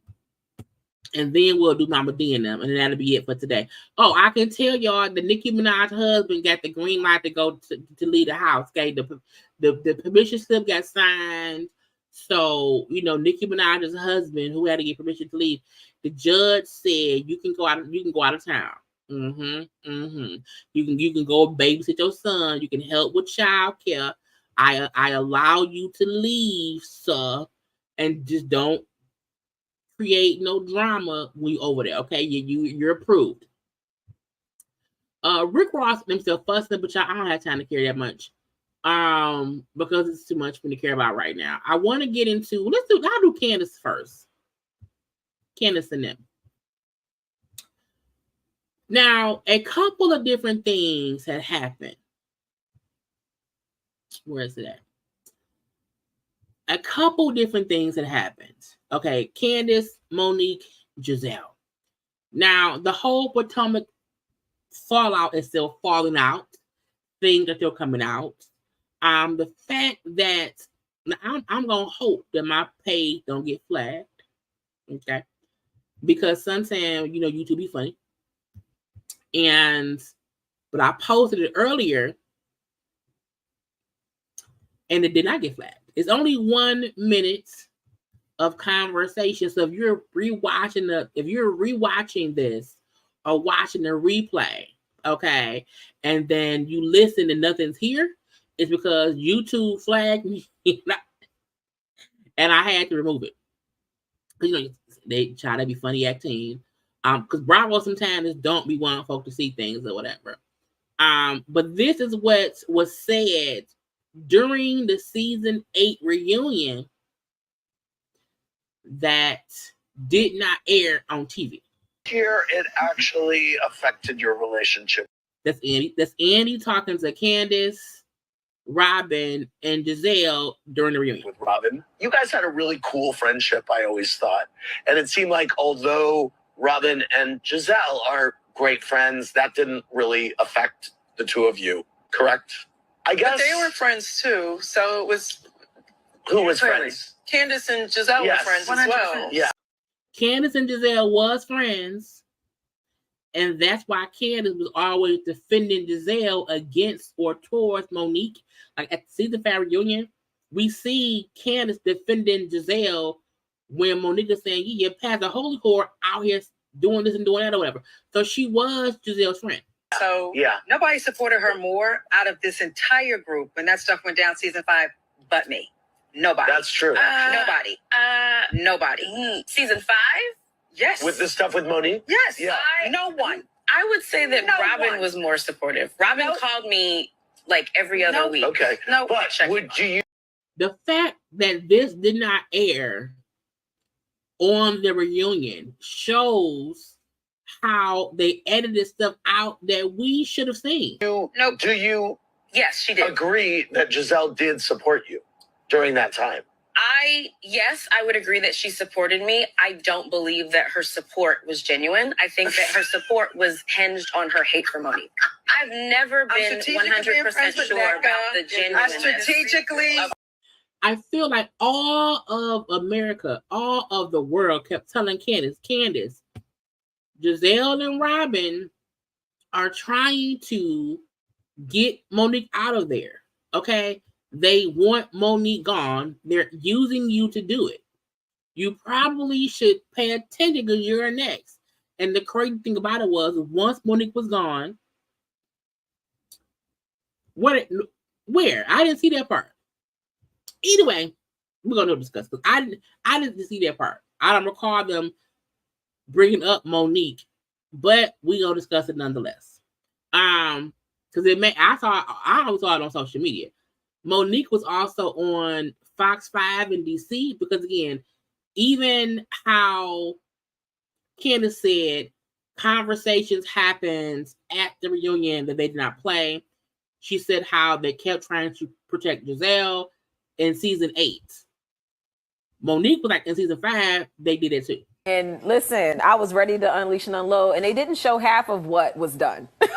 To this day, I still recall certain things that happened that weren't shown. Like there was this one point where after the binder, the biggest memory that I have and the thing that I hate that they didn't show with Gizelle, she was so upset and she was so quiet after lunch, like had nothing to say. When Chris came out and pretty much read her, she lost it and she just blurted out, "F you!" She like lost it and they never showed it. But she lost it. And I was like, that pretty much summed up, why I left, because they were constantly protecting the people who should have been exposed. And I feel like she said that. I think people forget. Monique said at first she was offered to come back that season. Like they wanted her to come back. And at first she had signed on to do it. She chose to leave once she saw the reunion air out, and once she saw how they edited around it, you know what I'm saying, she said, "Oh no, I have to leave." Because once you see, okay, yeah, I didn't watch on Peacock, I watched on Bravo. I don't like them enough to watch on Peacock, but that's probably how it's making around on social media because it was on Peacock. But my thing is, putting stuff on Peacock and not having it out for the the regular viewers is like, child, put it on now. But yeah, when she brought up how she quit because once she saw how they edited the reunion and what they took out, she felt like, oh, y'all are protecting people. Well, bitch, I'm gonna leave. And show who they really are on and off camera. And they kept these protections for people to the extent of not even protecting, my innocent children and those whole narratives that they were trying to point out. And it just got me to a point where I was just like, you know what? I don't have to deal with this. This is too much. And I decided to walk away. Why do you think that pick and choose protection, if that's what it was there in the first place? Well, if you're a puppet master, you're going to keep your puppets. So the ones that you can control, the ones that you can get to do what you want them to do, you're going to keep those people. But the ones who speak up like me and say, no, that's not me. I'm not doing that. I'm not saying that. We're the ones that get the hardest time because we're not doing what they want us to do. We're not creating the show that they want. We're still trying to maintain a sense of who we are. I also feel like she's right. Sometimes they're like, who can we make do this? Who can we make do that? I do feel like we the audience keep saying, why is Gizelle still there? Because she is someone who will do what Bravo wants her to do. She does not have to get her hands dirty. Even if we hate her, she feels safe. And when Monique said she's like a puppet, the same way that Candiance said, Gizelle supporting me and doing season 5 was strictly because of her hatred towards Monique. And I'm like, we keep saying that. And I feel like Candiance, because Candiance at that time also did not like Monique. But I also feel like Gizelle and Robin helped push a wedge between Candiance and Monique. And Candiance just stayed mad like Gizelle and them. And then when the fight happened, she could not see the force between the tweets. But like now saying, oh, well, Gizelle never really supported me. It was all fake because they really wanted Monique out. I'm like, we knew that. And now it's up to you to realize, checkmate. They also now got you out. To me, that could have been why Gizelle brought up the whole Chris thing. You know what I'm saying? It's just weird that Monique, who's been gone from the show since season 5 when she left, is now even saying now producers and production are consistently cutting stuff out that would expose Gizelle or Robin or whoever, okay, for who they are, but they're protecting them because they're a puppet. Bravo's the puppet master, Gizelle's a puppet. And no one is winning. But the thing about it is, Bravo don't get, y'all have lost the audience. Y'all have puppeted the show so much, it's not even fun anymore. No one cares anymore. And we know that Monique already said she's not coming back. She's not going to do it. They have to rebuild everything. Because we can't stand Gizelle. Mia always lying. Candiance like, I'm done. And I think hopefully Candiance gets a baby special. Hopefully she is. If Candiance can do this, if Candiance can get a baby special that shows, her and Chris, like, let's see Chris's family. Like, where's Chris' mom and daddy or whoever, okay? Have Mama Dot, have her daddy, show that Candiance could possibly have her own show with her. Because I feel like even if in a season or 2, I don't see Candiance fitting in on the show no more. Because I think once she's a mom, the bickering and fussing, it won't be a thing. You know what I'm saying? I think the same way how on Atlanta they're kind of restructuring, they need to do that shit with Potomac. Candiance and Monique both basically calling out Gizelle and Bravo at the same time. I'm like, it never should have been a divide in the first place. But Gizelle and Robin used that fight, caused a deeper. And I'm not saying that Monique in the fight, like, that's not even a topic or whatever. But I feel like Gizelle and Robin used that fight in season 5, had the wedge even deeper between Candiance and Monique. Monique is then gone. And then they kind of worked it to where they then got rid that they've been trying to get rid of Wendy, but Wendy just won't, you know what I'm saying? She not having it at all. I think Bravo getting rid of Robin, also allegedly getting rid of NECA. Candiance left. Monique will not come back. Gizelle can't say the show. Gizelle, Karen, Mia can't say the show at all. And I feel like if they keep Gizelle for one more season, if people just won't watch, that would get her fired. I think they're keeping her because they feel like people will hate watch Gizelle.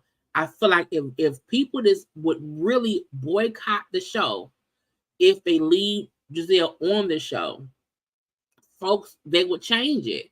Because even if they try to have Gizelle on next season and she's different because she no longer has Robin, you know what I'm saying? There's no type of redemption that I think Gizelle will have that can weed out the hatred that we have for her based on her for the past 8 seasons. Even if she wants to be different because, her father died, her daughter went to college, the other 2 are like about to go to college. I feel like we don't care at all. So I hope they either let her go, because to me, if they let Gizelle go after Candiance has a baby, she will come back. You know what I'm saying? That will kind of fix the shit. But I don't know. But y'all, I was like, Candiance and Monique basically have the same opinions that Bravo and Gizelle was on some bullshit. It kind of shows it just took Candiance a few years to realize that she was basically a minion. And the fact that, like she always said, the goalpost keeps moving because you aligned yourself with Gizelle and them, and you did not need to. If Candiance would have been open to having a conversation with Monique, for Monique to apologize for her actions, and for them to try to find a space forward, I don't think Potomac would have gotten so toxic. I think once Monique left, it left Gizelle and Robin in power. And it got more and more toxic. More and more toxic. Because Monique's only been gone for 3 seasons. It's gotten worse and worse and worse. So hopefully next season is the whole no, not today, not ever. Lastly, I want to get to Bambi and them. I don't know what possessed Bambi to not, because Bambi had already did an interview with Amanda Seales. She had done a couple interviews discussing her divorce from Scrappy and all that shit. And I feel like we don't need to hear shit else from Bambi or Scrap. And I feel like, no, I'm not saying that Candiance would need to forgive her. However, you have to move forward. The conversation needs to move forward. You can't just sit in the hate. And I think Candiance sat in the hate, and Gizelle and Robin used that shit, and not Candiance pissed off. Anyway, I wasn't saying that Candiance had to forgive Monique. But back to the people right here. What am I trying to say? Because Bambi did an interview with Carlos King. And I feel like, ma'am, why was this even a topic of conversation? I feel like there's a reason that sometimes people, when they get divorced, that when you're going through the divorce, you should not do interviews because you're pissed off. Things ended badly and whatever. And it's like, maybe you should not do all that. Okay. However, I feel like Bambi talked to Carlos It was like an hour, maybe an hour and a half interview, and I want to get the information from the source and blah blah bloop. And I was like, there's a special place in hell for people who don't see this isn't fixing anything. Bambi and Scrap both need to stop doing interviews about their marriage, about the demise of their marriage, because it's not gonna get no better. Okay, in my opinion, Scrap, was always a bad boyfriend, a bad fiance, and a bad husband. So for me, I don't feel bad for Bambi, because I'm like, the fact that she admits I've been messing around with him since this first season of Love and Hip Hop. Y'all, I just listen to it. Make sure I get the source. Yeah, absolutely. It's on fast forward, so let it be. I want to go back to Love and Hip Hop Atlanta in the infamous Benzino Kirk scene. Yeah, we should start before that. Oh, well, go ahead, We should start baby. before that. Why are you happy to discuss you and Scrap? Yeah, go ahead. I think 'Cause a lot of people have questions to this day. No, they do, because this entire timeline is so confusing to people. Yeah. And sometimes I get confused too, because I'm like, wait, what year was that and what was happening? So let me just try my best to give you an accurate assessment of the timeline as I remember. Okay? Mm-hmm. I'm like, why in 2024 do you need to address the timeline of you and Scrap? Because it don't matter when y'all started. Because whatever he put you through, the lies he told, the deception he pulled, him lying to you about being with whoever, you still married him and then came out on the other side worse off. But still having the conversation with Bambi, with Scrap, with Erica, with Diamond. Carlos is the person within a special place in hell, because you're causing discourse between these people who have kids to raise together. They have, Bambi and Scrap has the 3 kids, it's stupid to me. So I'm like, even though he asked her about her and Benzino, the conversation was still in him going to Scrap. So it was probably about 2010 when I met Scrap, right? Probably about 2010. Yes. So I met him in a club, Taboo 2 in Atlanta. He tried to holler at me. We exchanged numbers. And so when he left, I had a friend who was working at Taboo. And I was like, what's up with him? And she's like, oh, that's Lil Scrappy. Like, he's with this girl, Diamond. And I'm like, oh, okay, that's weird. Because, he just tried to holler at me and we exchanged numbers and everything. So she was like, yeah. You were attracted to Scrappy? When I first met him, it was just like some kind of playful vibe, because he had like a bandana around his head, and I'm from LA, and I'm like, what's up, nigga, like, where you from? And he like, oh, what's up, cuz? And I'm like, where you from? You know what I'm saying? Like, it was just like a playful kind of vibe. So anyways, we exchanged numbers, but she had already given me this information, like, oh, he's with this girl, whatever. So when he called me, I'm like, hey, like, you got a girlfriend? And he was like, yeah. And I'm like, okay, so what's up? And he like, well, I'm trying to pull up on you. And I'm like, yeah, no, I ain't really on that type of time, so call me when you single, right? So this is the thing right here. When you met him, he was with Diamond. When you met him, you knew or found out he was with Diamond. And you're going to say, well, I don't want to date nobody or be with nobody who got somebody. But you still kept messing with that man all the years. So that was that. So then I ended up seeing him out with Diamond a couple times. Like, maybe like twice. I saw them both out. And then there was like this girl who was cool with Diamond. And she knew I was like doing music too. And she was like, well, maybe y'all can link. I was like, yeah, whatever. So we were like sitting in the car together one day, and we had like one little conversation. And I was like, You and Scrap? No, me and Diamond and this other girl who was like her homegirl. Not hanging out with Diamond when she's a child. What?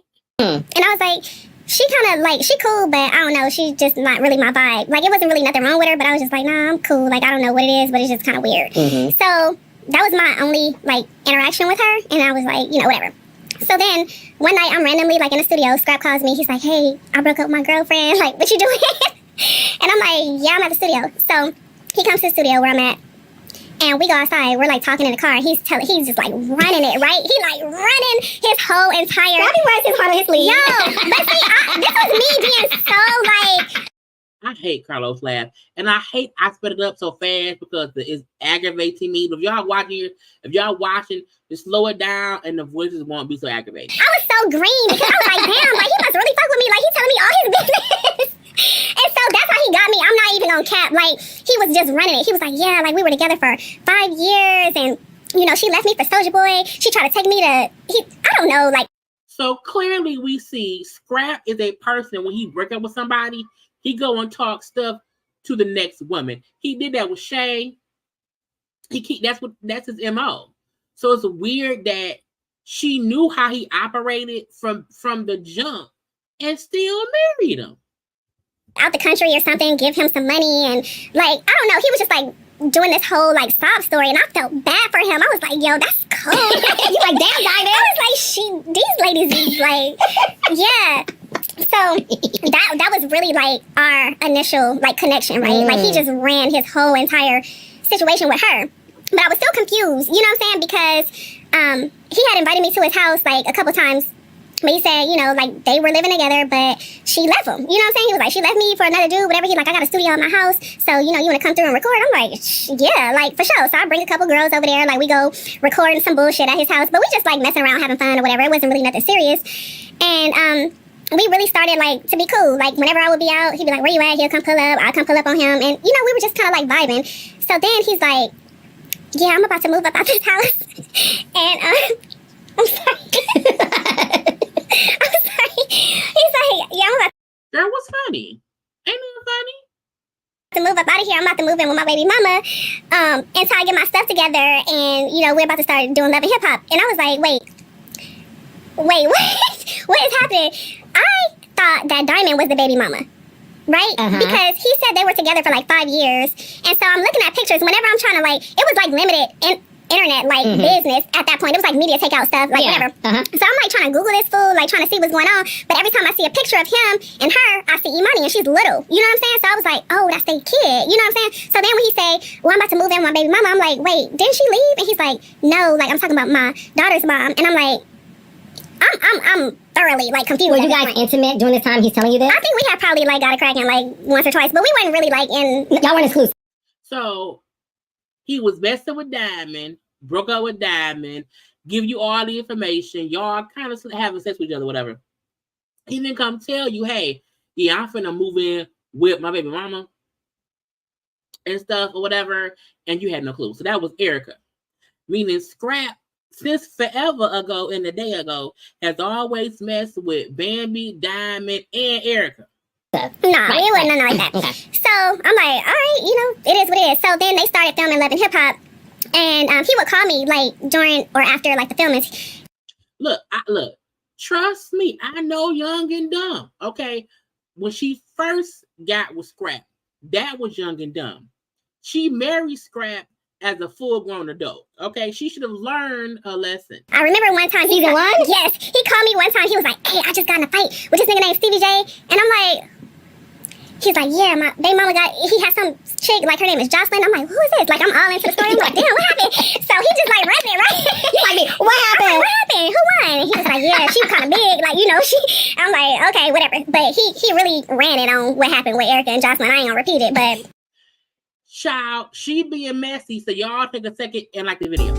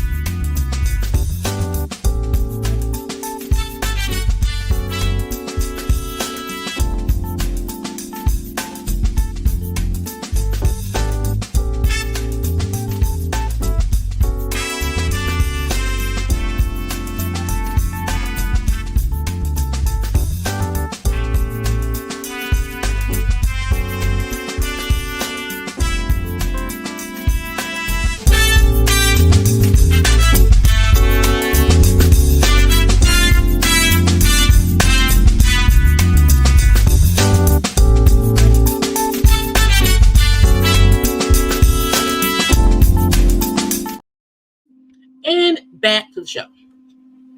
What do you say? Yeah. But I'm not even gonna repeat that. But Did he make it seem like Erica lost? I don't know. So anyways, so that was the type of hilarious. That was the type of relationship we had, right? So it's funny because I worked season 1. I know. So yeah. So the kind of relationship was, I knew when I met him, he had a girlfriend. He tried to get at me. Then he broke up with her and came at me and told me all their business, and then made him smash. He then told me, hey, I'm gonna move in with my baby mama. Okay. I'm shooting a show. Okay. I'm then shooting the show and still telling you what's going on with me, my baby mama, and then, the fight or whatever. And the fact that she's even saying, well, I'm not gonna say what he said on the fight, trying to insinuate that he told her that Erica got beat up. He's filming with Erica. Mm-hmm. That's his child's mother, and they're trying to figure things out, and they were living together. Yeah. But meanwhile, after scenes, he's calling you. We were like hanging out after scenes. That's how like confused I was about it, because he was telling me, he was like, no, we just get a bag, like, you know what I'm saying, whatever, I'm just trying to help her get some money so she can stay out of my pockets, whatever.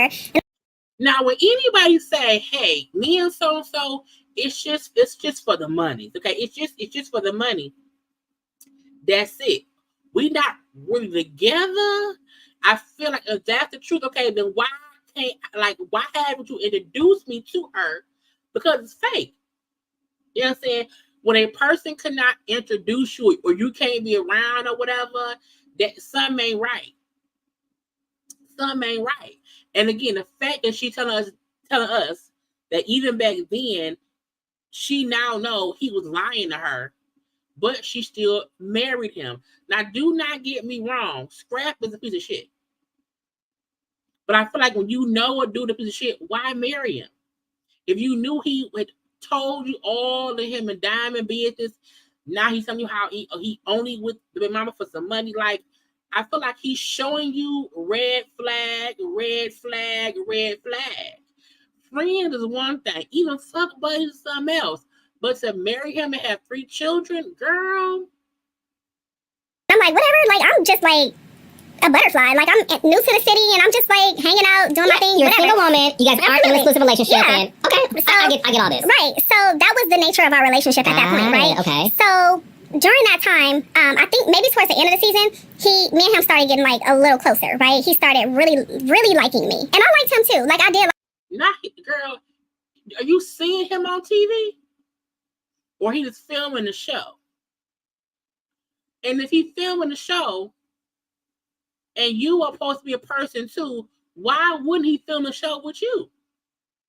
Like him a lot because he was just really fun. Mm-hmm. So he introduced me to like Steph and Mona one time. We were hanging out on Peter Street. Mm-hmm. That's where the office was. Yeah, so he's like, I want to do some stuff with her, blah, blah, blah, whatever.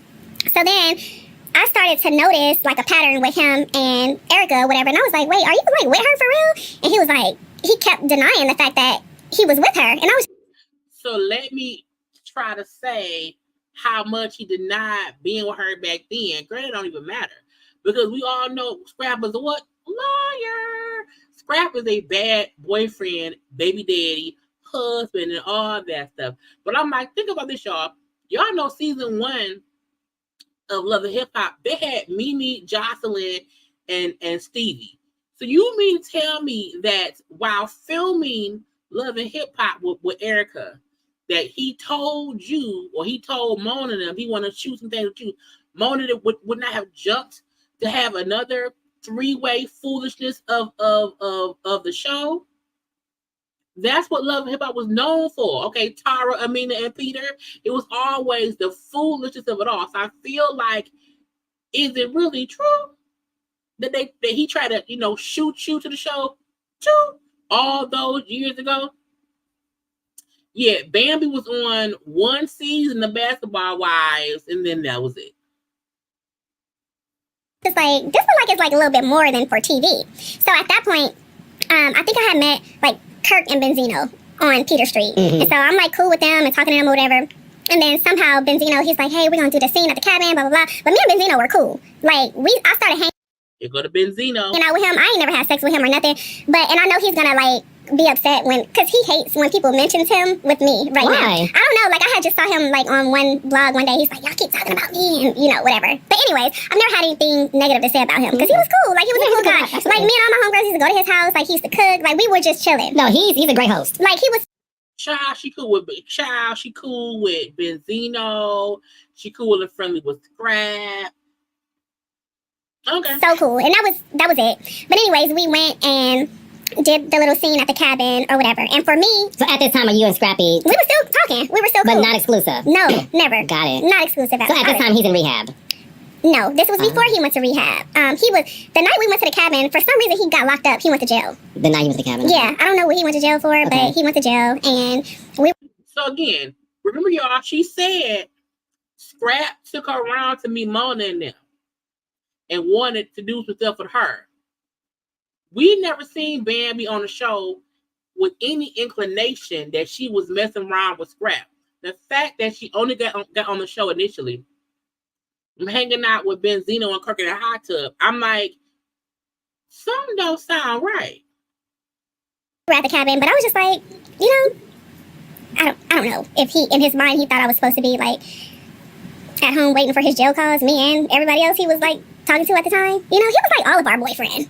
He was. I see. You know what? This is okay. Let's have a real conversation. Yes. I love it when a woman who is single and a baddie can say like, because what I don't like about society is a single pretty girl cannot just date men. Oh, and it doesn't have to be exclusive. And the fact that you're like, look, I knew what it was. Like, we weren't exclusive. Right. If I want to be intimate with somebody, I can. I'm a grown ass woman. Yeah. And I'm still.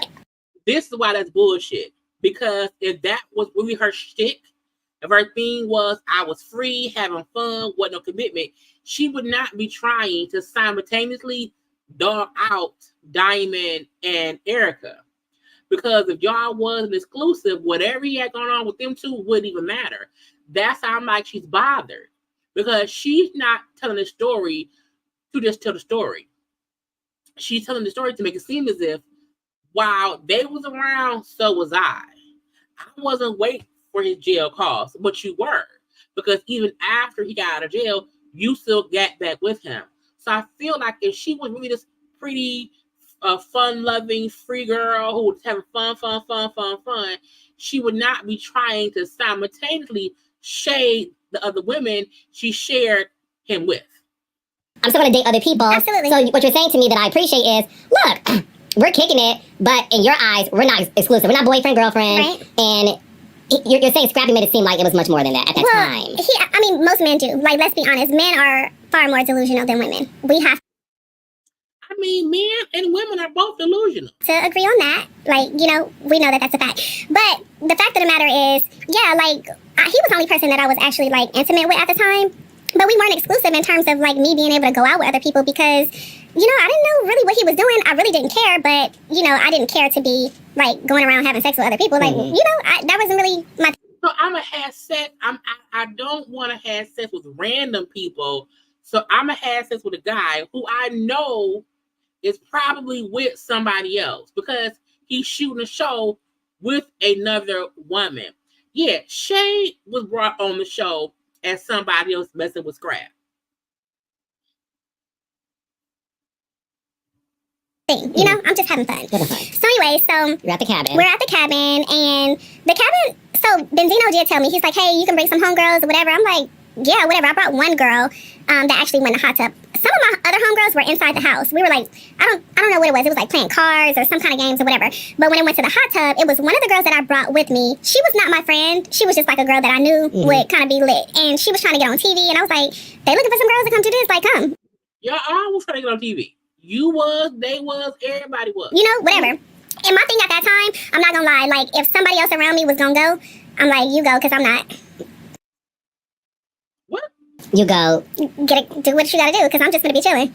Go go to third base? Or whatever she wanted to do. Whatever she wanted to do. Yeah, because I was around a lot of guys. You Not, I'm going to bring women to do what I want to do. If y'all want to fuck, then fuck. I was like, that's almost pimpish. Mama D.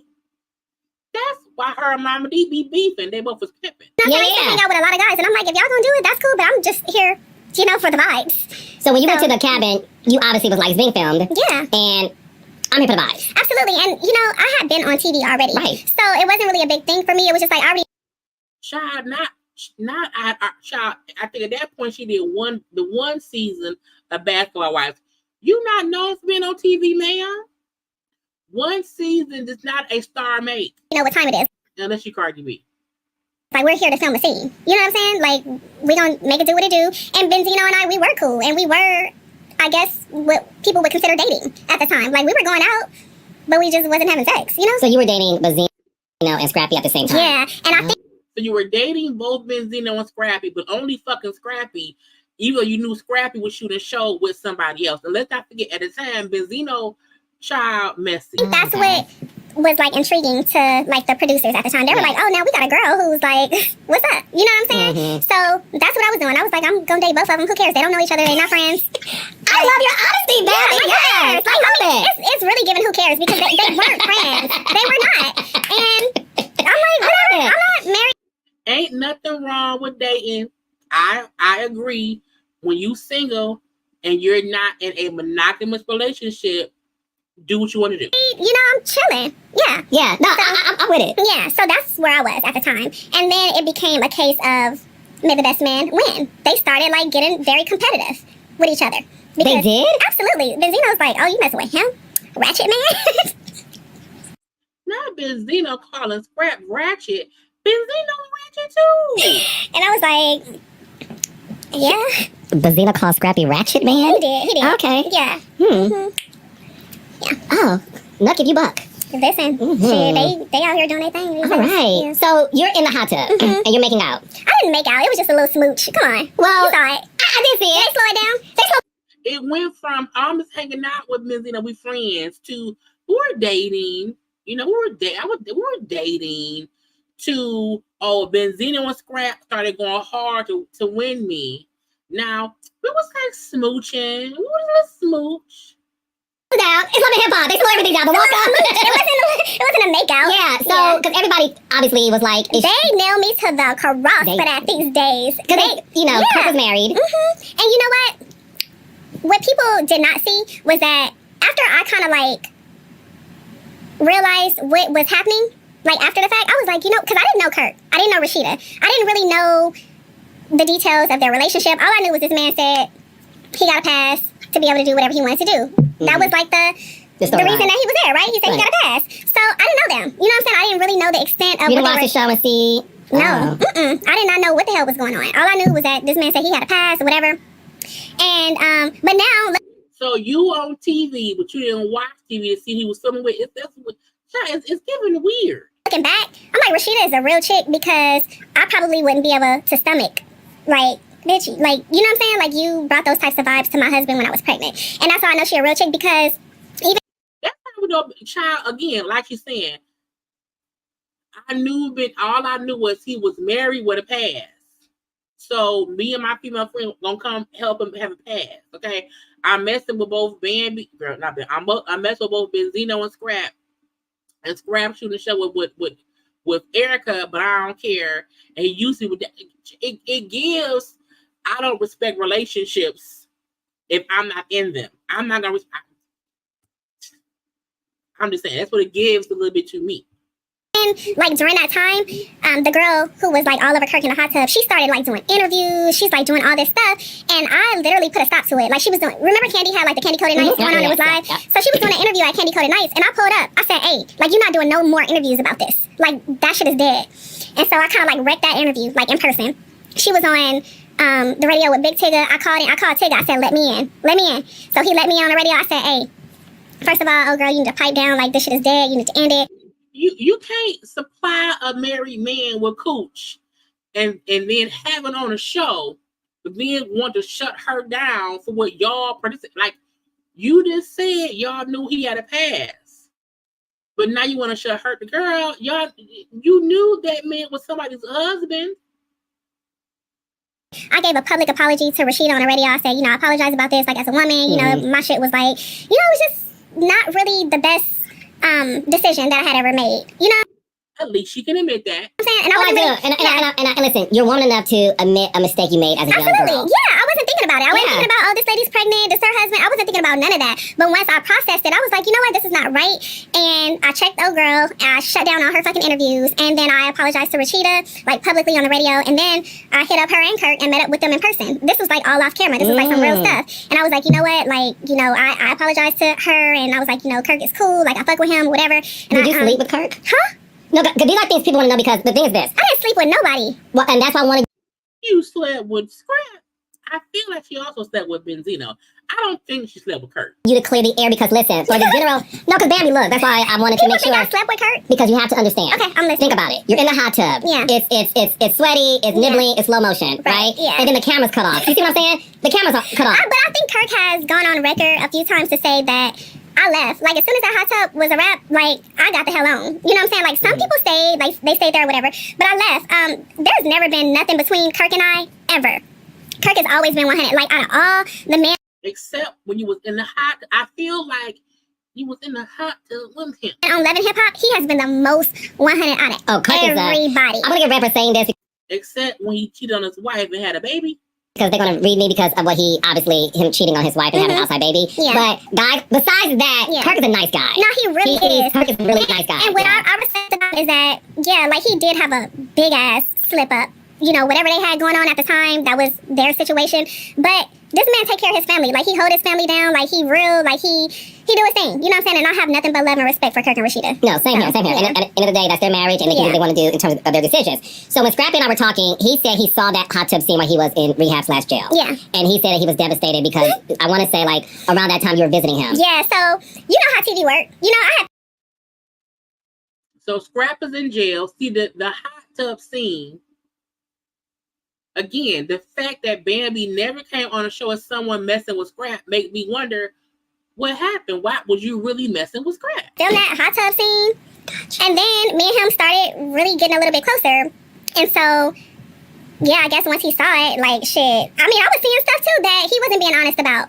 Like, he was literally telling me, like, I'm not with her. Like, this is just for TV. Like, this is nothing. Like, I'm just whatever. So he was, like, manipulating the fuck out of me when it came. Girl, we know it. We know it. But that's my part. I think my aggravation, again, Scrap ain't shit. This is not in no way in defense of Scrap. This is because I'm saying she saw how he operated and then married him as if he was a prize. And then now that they're divorcing, it's like, girl, you always knew what kind of person he was from the beginning.